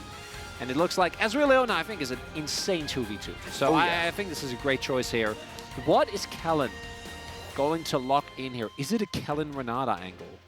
I think a Kellen Renata angle sounds pretty good. Yeah, because they are, outside of, the Ezreal poke, all short range. And Kellen's Renata was, once upon a time, probably the best. Yeah. Or at the very least, like, tied with Carryout for and their what last, he was able to do. Was it their last series this week as well, where he played a very, very good Renata game? It might have actually been the case. But the 2v2 is strong. And, yeah, this DK comp, I feel like I've seen both DK and DKCL play this exact comp about 1 million times. Yes. It's pure comfort. Yep. Is it enough? Because I do think a lot of these champions are going to struggle into Poppy, Morgana. Like, just Morgana is annoying. If you add a Poppy to that as well? Yeah, team fighting 5v5 is going to be something very, very difficult for D+ in this game, just because they won't have 5 for the majority of the time. As Showmaker surfing around on his Taliyah, you love to see it. Definitely not as cursed as his former jungler Canyon's picture of his face on Zyra, which is still in my nightmares, as that's an angry bulldog. I like that one a lot. Let's see whether it is going to be Quandong Freaks managing to turn it around. So far, D+, they managed to answer back after a grueling game number 1. Now a side swap, a little bit of a change up, but the big thing is Cuz back on that Morgana once again. Lipa has the Ezreal. And this is a big change on the side of D+, aiming back on his Kalista that we know him for, but Kingen, very different look on the Renekton. Let's see how it's going to go as we dive onto the Rift for game number 3.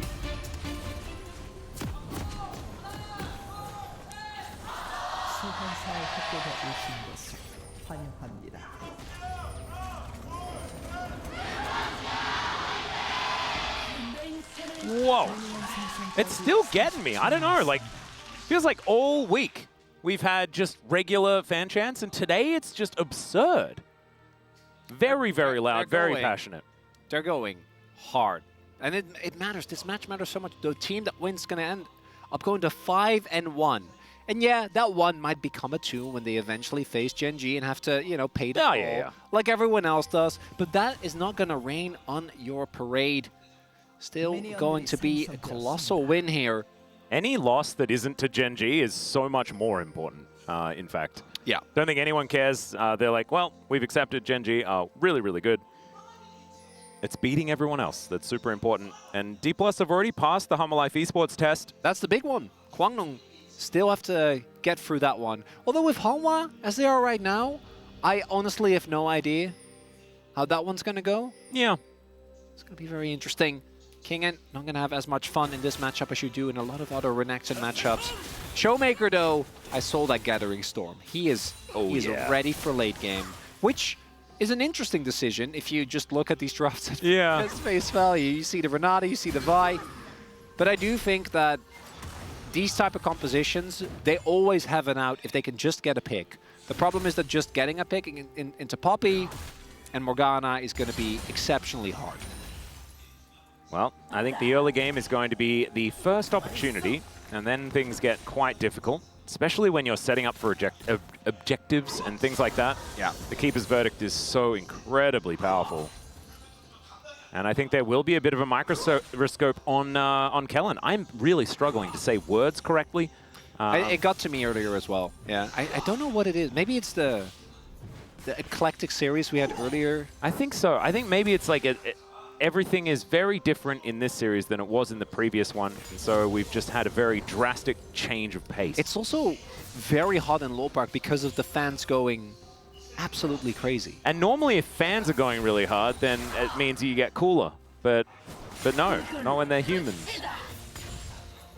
Joke could have landed, I think. I think I just needed to be better at it, you know?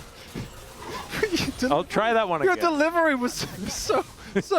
I thought you were going to deliver it in the normal Atlas way where you look at me and go like, that was a bad joke, wasn't it, Chronic? And then it was just not even... And then that tilts me. There's no winning, unfortunately. Taking a look at the runes, aiming is going to go for the on-hit variety again. No Hail Blades, which we always see with the lethality build. We have kind of seen the lethality build sort of die, haven't we? There's been a few like people doing the cheeky opportunity. It's, you know? I think it makes sense as well. And I forget whether it was on this patch. Definitely on next patch. Might have been on this one. Opportunity also took a pretty big nerf bat as Lucid has done a full clear. Might be looking to maybe get a summoner or two, but I don't know if they're really... Because the health bars actually aren't that low. Credit to Undo and Leaper. And what this does do is Lucid making sure that his bot lane is going to be able to get the wave in. Yep.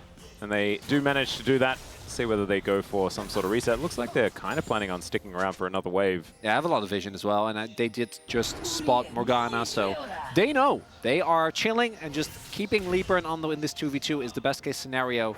Use those early levels where Renata Kalista just does so much damage, and you can't all in because of the bailout. Yep. Not to mention the fact that you get handshook whenever you try to go in, which feels a little bit sad as Lucid moves up towards his top side. Dudu is getting somewhat low, but has that ward, and therefore will be absolutely fine. Vision here in this brush for D+. It's Kellen hit by a pot shot. And Lucid once again going for a little bit of something, because pretty perfect positioning here. Is he on time? As they look for it. Yeah, he's going to get out. And that is going to completely diffuse the situation. Great timing, like you were saying, from Cuz to get himself up here. Might be a Gromp that he misses out on, as Showmaker coming on over as well. Man, this is... Oh, he reads the play, though. Yeah, how many levels of chess are we all playing together here as Cuz is going to not go for too much. Looks for the Gromp. as Lucid should be able to get this with the smite nonetheless. Oh, that was a little bit dicey. That was a steal opportunity there for Cuz if he just used his W. Not going to be the case. Couldn't quite see what was going on there. And so Lucid going to move back towards his side of the jungle. And this time around, it wasn't the start of the jungle with Cuz finding that amazing steal on the Raptors and then forcing Lucid to sort of waste his time for quite a while. This time around, things are looking a little bit more honest as far as the jungle matchup is concerned. Yeah, big thing is the level 1. The level 1 strength of DK this time around. They had Kalista, so that really changed the equation. Last time it was a level 1 delayed invade, just to make sure. And obviously Vi's level 1 is really weak, but Kwangdong Den was able to make it happen. This time around, not the case. Don't want to run the risk of like trying to go into an extended 1v1, level 1 fight. Rather against the Kalista, and now they get the Dragon. Great back timings to come through here for Aiming and Callan's one. If this is a Chemtech Drake next, we are in for another fun time, and we've had so many. Oh, it is. There we go. Oh, it's. I think it's a guaranteed cloud. I think we're guaranteed cloud. I don't know. I'm feeling it. Hey, if your waters are saying cloud, I'm willing to trust you as we might have a skirmish here. Yeah, Bulldog gonna have to ult his way over. Yeah, good call. Yeah. Does take a lot of pressure off Showmaker here, but already a lot of jostling for position. Not too much more as Seismic Shove is going to move Bulldog away. He does have to eat those rocks as he makes his way back to his soul, but he is going to be absolutely fine. So level 6 gets hit, and immediately he has to use the ultimate. Do want to reiterate that it is the expectation that DK is just going to get the early objectives, right? They should, realistically. You want to get at least, I don't know, get to 6 grubs, obviously, ideally, but as long as you get to 4, I don't think you're going to be feeling too bad. Get to 2 Drakes ASAP as well, particularly with how good all the remaining Dragons are. Puts even more pressure on that. Lucid is also taking the top side as we speak. Yeah. Ooh, okay, Callan. Possibly in a little bit of trouble as Cuz is rotating over. Binding is going to connect onto Callan, who bails himself out, but it's not going to be enough. There is first blood going over to Cuz. Perfect timing on the gank. Callan just caught out. Really nicely done there. Callan thought he could walk it off, but he could in fact not. Gets hit by the binding. They do get the flash out of Leaper, and Aiming stays alive. It's still a big win for Kwangdong, but not the end of the world for DK. Nicely done there, though, by Cuz coming through the enemy jungle. So we have Lucid just, again, it's a kind of a reverse of last, or first game rather, situation where it's Lucid actually just invading continuously. And it's Cuz having the impact as, oh boy. Cuz made the read last time, can he do it again? Yeah. Because Bulldog, he doesn't have his ultimate, does have flash. And he reads it. He's dashing out of there. Unbinds the soul, but not anything he needs to worry about. Aiming. Nice dodge, but Leaper is able to answer very, very well there. Yeah, he is Sheen. That's a, it's a bit of a spike. In short trades, Ezreal in general is going to be really impressive for the Kalista. As Aiming not in fact backing, but just continuing. But if Aiming can get in a longer all-in fight, still, oh, there we go. Yeah, Fate's Call comes down. Callan finds the handshake. There's a cleanse. Hostile takeover comes in. Callan almost dies. And that is not the kill, but they do get, I think, the cleanse. Yeah, I think it's fine. You get the cleanse out of Leaper. You give up 2 ultimates, but the timing with the next Drake should still be fine. Grubs aren't going to be up anytime soon. As we take another look here, and Callan does completely fine up until the point here, because they have vision in the brush, so I think you just have to respect and go for the flash when the binding comes out if you're not certain that you can dodge it. Oh, 클린 슈츠. Yeah. Don't quite know what he says there. It sounded like Kalista chair, but that's not what it was. Maybe, I mean, could be an angle there where like Aiming takes the binding and then just cleanses it. Could have been. I don't know. I'm not 100% sure, as we do have the first backs come through. Basically, because really strong first back with the Faded. That did just miss a binding on a Scuttle, but that happens to everyone. If you're not a jungler. I've been beating by Scuttle when I'm playing like Karthus. And he's just, I swear, all of a sudden. I mean, no one has moves like Scuttle. Yeah, they really don't. Nope. Oh, look at this. Just Showmaker heading into the fog there meant that Leaper and Under are like, oh wait, we got to back off for a little bit, because there are still no cleanse, no flash available for the Kwangdong bot laner. And Oh, there we go. Again, look at this. Lucid on his way. Showmaker shoved in the mid wave. And again, even if they don't get kills, it's still setting Leaper further and further behind and starting to feel like DK, this is their preferred angle of attack. Just put Kwangdong's bot lane in a ditch. Yeah, and that's exactly where they are. I think, you know, this time around, Bulldog actually in lane, so was able to get the shove. You can see pings going out onto the Yone, who is now ahead by a full wave. I don't think Showmaker is going to be able to pick up all of it, so that is a meaningful advantage, as he does get at least the ones that we see on screen. Still got, I think maybe missed one. Still got a good amount, so yeah, not too bad. Feeling too bad. It's all right. Aiming gets a ward over, and this is a high level of intensity. 500 gold, as D+ are down first blood, but have still been farming very effectively. It's not the situation where you've got Lucid falling behind. I think Showmaker's holding his own like you were talking about, and it's the plate advantage and CS advantage for aiming on that bottom side. D+, I mean, there's one thing that they do every single game, and it is try their very best to give as much money to aiming.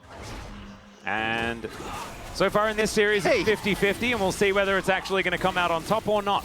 In terms of giving him gold, the plan is working. Oh, yeah. Okay, he's up 1,000 gold. That's the second dragon of place for Atlas. For Atlas! There it is. I mean, look, I didn't even look. I just knew. We knew it was going to be a Cloud Soul. It was just a matter of time. As Kwangdong Freaks, they're going to even out the bubs. So there that is. You mentioned that that D+ were probably going to aim to get a few extras. At least want to get to 4. And it does look like with the roam from Kingen, Lucid should be able to pick up that last one. That's still quite nice when you have particularly the Renekton in the side lane. A little bit of extra pressure. Yep. Showmaker looks for a shove. Does not quite find it. He'll give up on that last minion and slink back into the fog of war. You can see Kingen actually was dashing forward. Lucid here to collect that last bub. Showmaker gonna help him out. Throwing some rocks around, and that will be that. So, 2 dragons, 4 minutes on the next one. That'll be soul point for D+. And the bub's also gonna be helping out with getting these turrets down. No plates being removed in the mid lane on either side, in fact, as Kellen is just gonna throw some logistics protocols around. Gold's basically even though, and if you look at the DK comp, then they still have a fair amount of time before you really hit the dreaded point where you go, oh god, how do we win any fight? And this is, I think, where things are looking the best. And as you're saying, well, Eclipse done. Sundered Sky done. Showmaker finishes for time, and as soon as aiming goes back, he will have his as well. That's a lot of spikes. Yeah, you got to start knocking down turrets, and you got to get Herald, right? And one kind of leads into the other. If you get the Herald, it becomes a lot easier. But particularly getting the mid lane turret is one of the things we always talk about when you have a composition like this that needs to snowball, because it gives you so much extra map control, takes away a lot of the effective safe space for the enemy team. You see Kwangdong, despite everything, Bulldog has actually been able to do a really good job of holding on tightly to that mid lane turret and still sitting at 5 plates as of right now. Yep, Lucid going to be able to steal this one away very comfortably, as Kingen sets up shop on the bottom side of the map. You can see now aiming going to move towards mid, and we've got Renekton and Talia in these side lanes as teleport's coming down. Might mean a guaranteed Herald here for DK if they play their cards well. It's coming up about 10 seconds, and King can just TP. As the option isn't available for Dudu. Plates are also going to drop, so it's not like Dudu can just try and trade for plates in return as pings are going over. I think we're going to have a fight here, but it should be possible for DK to get a numbers advantage. But we see, Dudu is like, guys, I'm on my way. I am, in fact, trying to join. He's booking it. Handle, wanting to find that solar flare angle. Just throws out a Zenith Blade as King, and you can see in that brush, ready to teleport if they need to. Oh, DK wants to fight for sure here. Look at their spikes. Oh, yeah. Blade of the Rune King is done. Well, we're going to press that teleport button. That's a great ward, and there it is. They pull the trigger as Lucid. He comes on over. It's not going to be the Herald secured, but can they find the fight is the question as King just walks past Handle. He wants Leaper as in goes Bulldog, but out he goes immediately afterwards. It's now Dudu that's tanking up the whole team, and finally, Aiming's able to get the first for D+. But trading 1 kill for the Herald, maybe you're kind of okay with that on Kwangdong's side. Depends how much damage they're going to be able to do here as the TP comes in. The answer is not a whole lot. Yeah, I agree. I think you take that trade if you're Kwangdong. It's not the end of the world for DK. Losing the fight is obviously the worst case scenario, but not really what you were looking for. With the both TPs now invested though, King should be able to get a decent amount of damage. I think Kwangdong actually played really well here. Very ready to go for the disengage. Showmaker tries to split up the fight, but immediately gets knocked out. So I think Dudu does a really good job here. Bulldog obviously can play really aggressive because he has his snapback on the E. And DK, going Bulldog here. Yeah, Bulldog's going to flash and does manage to make it out. Actually, straight through Kingan's flash forward. So really well played here by the young mid laner. Just need to give this guy something he can buffer, okay? It can be Tristana. Yone's fine as well. Before you know it, Nautilus mid is coming back and he's just hooking. Oh, no. No, I remember that tournament. I'd rather not. Yeah.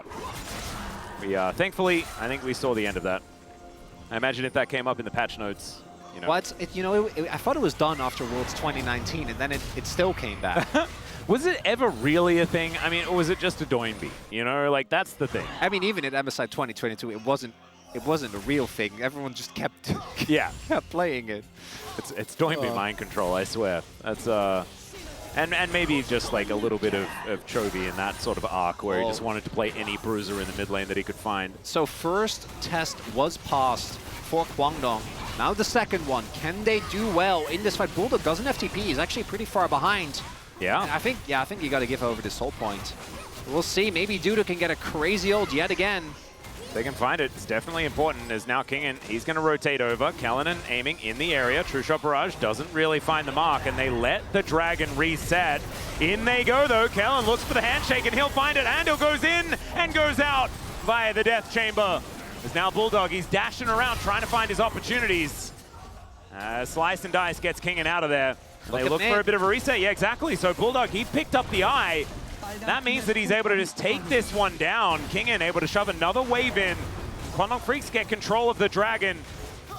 Lucid hits level 11. He's going to move on down once again. And we've got another fight. Aiming's back, though, as Bulldog doesn't quite find that one. He snaps back. Another handshake is good. There's a seismic shove as Steadfast Presence means Lucid can't really do anything. And Helicopter Poppy looks pretty cool, but isn't actually able to do anything. And there is that soul point, and there's the knock-up. The double on the seismic shoves into the backline, goes Kingan and buys all the space. But Bulldog, it's his turn to react. He finds Showmaker. He also finds Kellen, and Aiming's able to turn it with the help of his friends in the end. But it was very close to a turnaround. Still, this time, DK definitively win. Oh, again, another tense fight here. Mid lane turret, hopefully for DK, they're able to pick this one up. As Kwangdong, they kept prodding and poking, really didn't want to give up soul point, which I understand. Cloud Soul, we value it, I think, very appropriately here in the LCK. As we take another look, it's really interesting because this fight looks so good at the beginning because they just blow up Andil, but that ultimate from the grave actually does a lot of damage and prevents them from continuing. And then here, this is where the poke comes in, because a little bit late on that black shield, which means Dudu takes a lot of damage. He's their front line. So if Dudu can't step up, it becomes a tough call. And then here, the double knock-up, really well done there by Kellen. And the only thing that keeps this from being a complete disaster is the fact that Bulldog kills both Showmaker and Kellen off of the back of that fight, even forces the flash out of aiming as well. So a lot of cooldowns invested. But it does look like DK, they get soul point, they get the mid lane turret. But we see even in those moments, Kwangdong, they're still very valiantly fighting. And oh my god. Yeah, that's a big lead for Bulldog, and he is a little bit 1v9 this game. Seems that even if he's on Yone, he is still the AD carry of the team. The one able to get things done later on. Of course, Leaper, there's only so many targets that you can protect on this Kwangdong Freaks composition, because having to use his Black Shield very sparingly. And Leaper was able to Arcane Shift out of the first portion of the last part, but wasn't actually able to save himself from a lot of the early salvo from D+. Oh, a fight is brewing, Atlas. Yeah, Showmaker could be in trouble here. We'll see whether he does step up as Lucid. He walks in. The Zenith Blade misses, though. That's actually massive, and in goes Lucid. He's maybe a little bit too far forward, but they get the double knockback. There goes Lucid, though. That's going to start the fight off in the right way for Quandong Freaks, but now it's all falling apart. Is the bailout going to come through? The answer is no, but Kingen is a big old crocodile, and back comes Showmaker. Seismic shove eaten by the Black Shield, and there's the slice, the dice, the domination, and the triple kill for Kingen. And that is gonna be a full-on ace, Atlas, for DK. Welcome back, Kingen. Man, I missed you. It looked a little dicey at the middle. So initially in that fight, I think they know the amount of people there, but the coordination is just a little off. Lucid goes super deep trying to CC Cuz, but the bailout, I don't think Callan is in range, so he just dies, right? Or rather, Callan, I imagine, wants to hold the bailout for aiming, and then they do get it, but aiming dies just a second too late. So the kill onto Bulldog doesn't actually get the reset, and it looks a little dicey, but do note, with Yone gone, the only person with a gold lead on Kwangdong gone. And Kingen, being the apex predator that he is, sees a tasty snack. 이거야, 레넥톤! Yeah, that's a big croc. And Showmaker also getting knocked out with the Keeper's Verdict and then immediately just walling straight back in again. That sort of works. I kind of like the Talia into the Poppy angle, as we often do see a fair bit of Talia alongside Poppy just for the full you're not allowed to move. Oh, DK. Yeah, this is a pretty early one. Minute and a half. True Shot Barrage is going to scope out exactly what's going on here as now Showmaker, he's got the wall. No, he doesn't actually have the wall up and available. Cuz can come on over and they do not want to flip this. Yeah, really good shout here from DK. Because in 50 seconds, Drake comes up and you can force Kwangdong to make a move for the Dragon, especially now that there's no teleporter. Bulldog gets the knock up onto Showmaker here. He gets the Seraph Shield. There's the flash over and Bulldog just solo kills him. That's one way to get it done as the Quandong Freaks, they're back in it, and now it's their turn to possibly go for a Baron. Oh, Lucid is still alive. This is a big risk, but they want to try and go for it. And Bulldog, am I hearing some Chovy chants in the background? Finds the 1v1. All right. And they have Poppy. Lucid should not be allowed to get near this. Exactly. Bulldog gets over the wall. He'll have to snap back eventually, but this is going to be a guaranteed Baron. And there it goes. Solar Flare doesn't find too much good. Knock up True Shot Barrage onto the Crocodile that just got a triple kill, but now he's below half health. Yeah, just play for Soul. Oh, we are back to game one though, aren't we? Oh, we are. Yeah, that is. But that time it felt like both DK and Kwangdong make colossal mistakes. This doesn't even feel like Showmaker. Like, obviously him dying is horrible, but I don't think anyone saw that coming there from Bulldog. He's 2 levels up.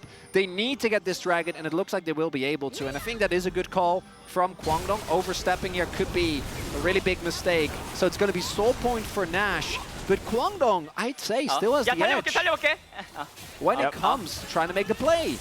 He was calling this immediately and just knew that's what he had to do. Yep, let's get over and let's do the Baron. Man, Bulldog. He is a commando. Very, very vocal.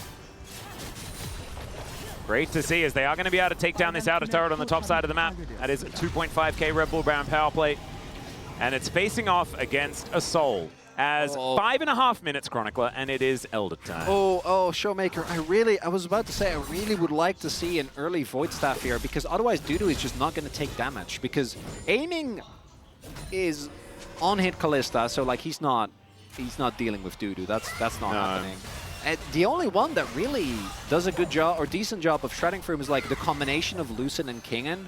But Kingen didn't go Cleaver, which I think is completely fine. I think the itemization is completely adequate. But it's Lucid that is the one that's gonna apply it. And like between the two of them, I don't know how much armor reduction to have, but like empowered E from, or like double E from Renekton plus bypassive plus a Black Cleaver, it'll be a lot, but that's a long time hitting people that aren't the carries on Kwangdong. I think if you've got Vi applying Black Cleaver stacks to a Poppy, then you're probably having a rough time in the team fight. Yeah, so, and I would like to Showmaker to maybe... They've found him! The Seismic Shove pops him back. He does find the ulti, though, as Bulldog. They will not give up. The hostile takeover too good as well. As Kingen trying to keep himself alive. The heroic charge. Kingen's out of there. They managed to get the kill on Leaper as well, and the damage has been removed. Lucid Tries to get in on top of Andil. He's not offering anything back as Showmaker's throwing rocks all over the place. The cloud! And they thought Kingen had have gone back. But no, he just comes out, Andil's dead, and there goes your Baron. It's the power of the clouds, Atlas! Baby. Oh, Lucid! That flank, flash Q into ult, and Cuz just a second late on the black shield there. Doesn't have the response time, and you see, like they get so low, but it doesn't matter. Your main carry is taken out of the fight. And right they're fighting on the cloud zone as well. Everyone's just booking it. Oh, man. Yeah, you're never going to get away from this team. What a fight for second place, Atlas. Oh, I can't wait for round 2. Because even with that win, I want to note that didn't lead to an objective getting picked up for DK. No, they just nullified Baron, right? Yeah, which is big, but in of itself not enough. Bono is still going to have another shot at trying to win the Elder fight.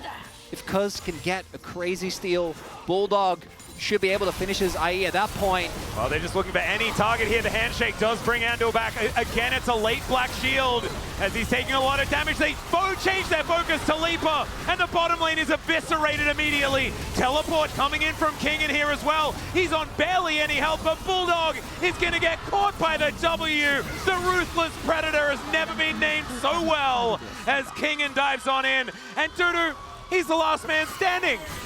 D+ Kia just destroyed them. And if it's only Dudu standing, they can chew through him without a problem. Yeah, there was some black cleaner stacks that time around, I think. At Kwangdong, I think you just let Andil die. It's fine. It's just one guy.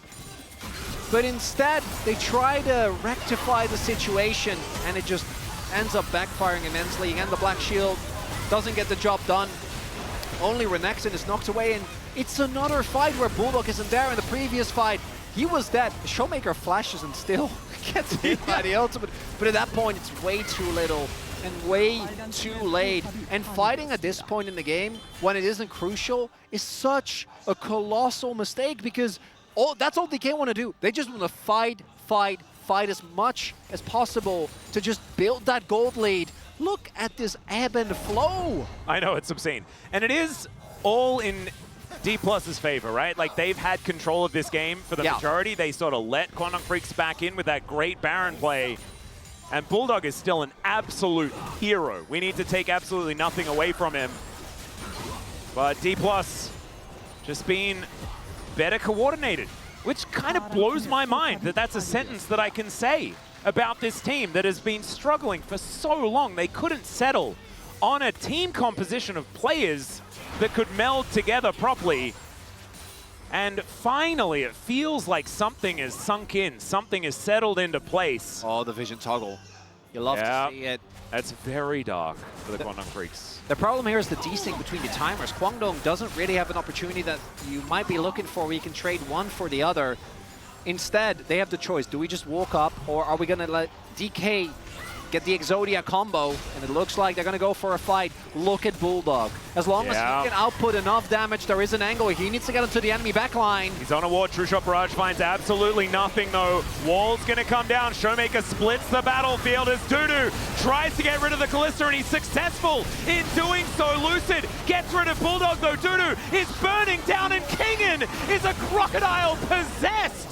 As they dive in, the Yone gets taken down, and once again, it is just a wipe from D+ Kia. They need none of these objectives. They will ace them where they stand, and D+ will be second place at the end of week 3.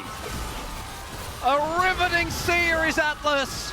Game number 1, a roller coaster. Game number 2, a stomp, and game number 3.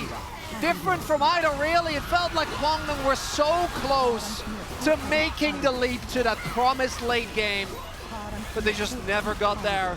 And DK gonna go up to 5-1.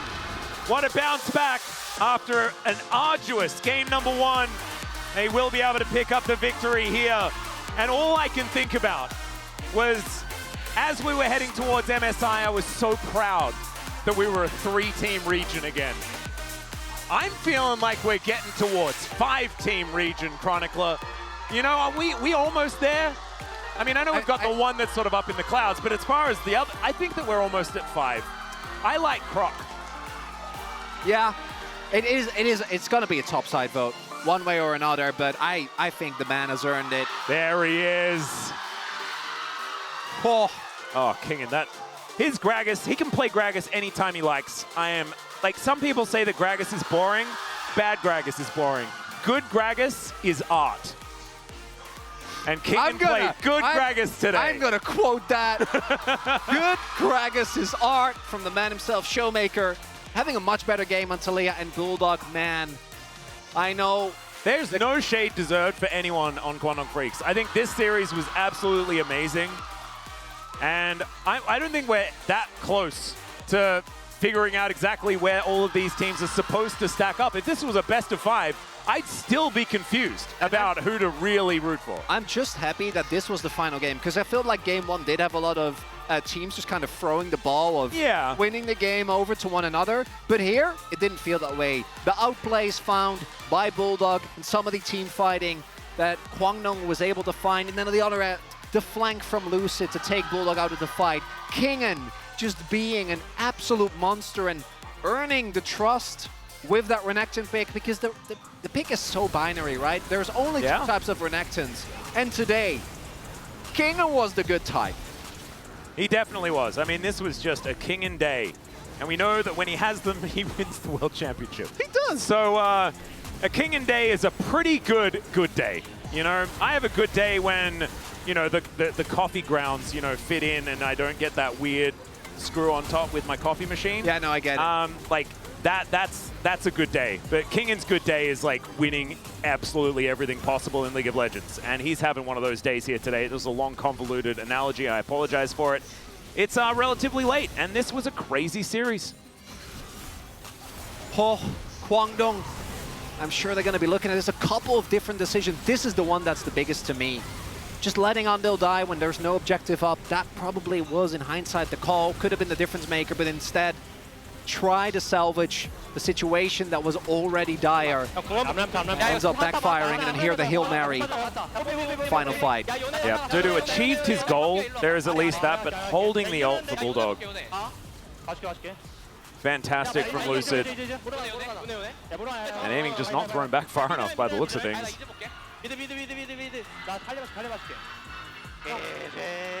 That's a very happy Lucid. Was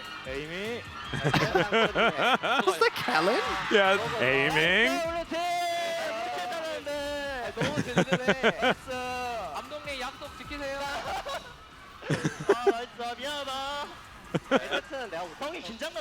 I think that's Showmaker apologizing because he got solo killed by Bulldog. I don't think we're blaming him for that one.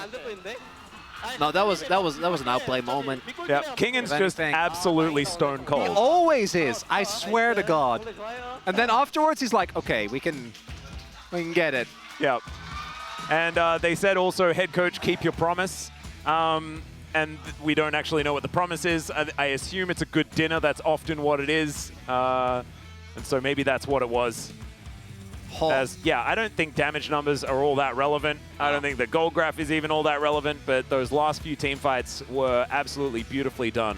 What a by series, D+. Atlas. Yeah, I feel like I've aged like 15 years over that series. Best of 5. Slap on 2 more. Yeah.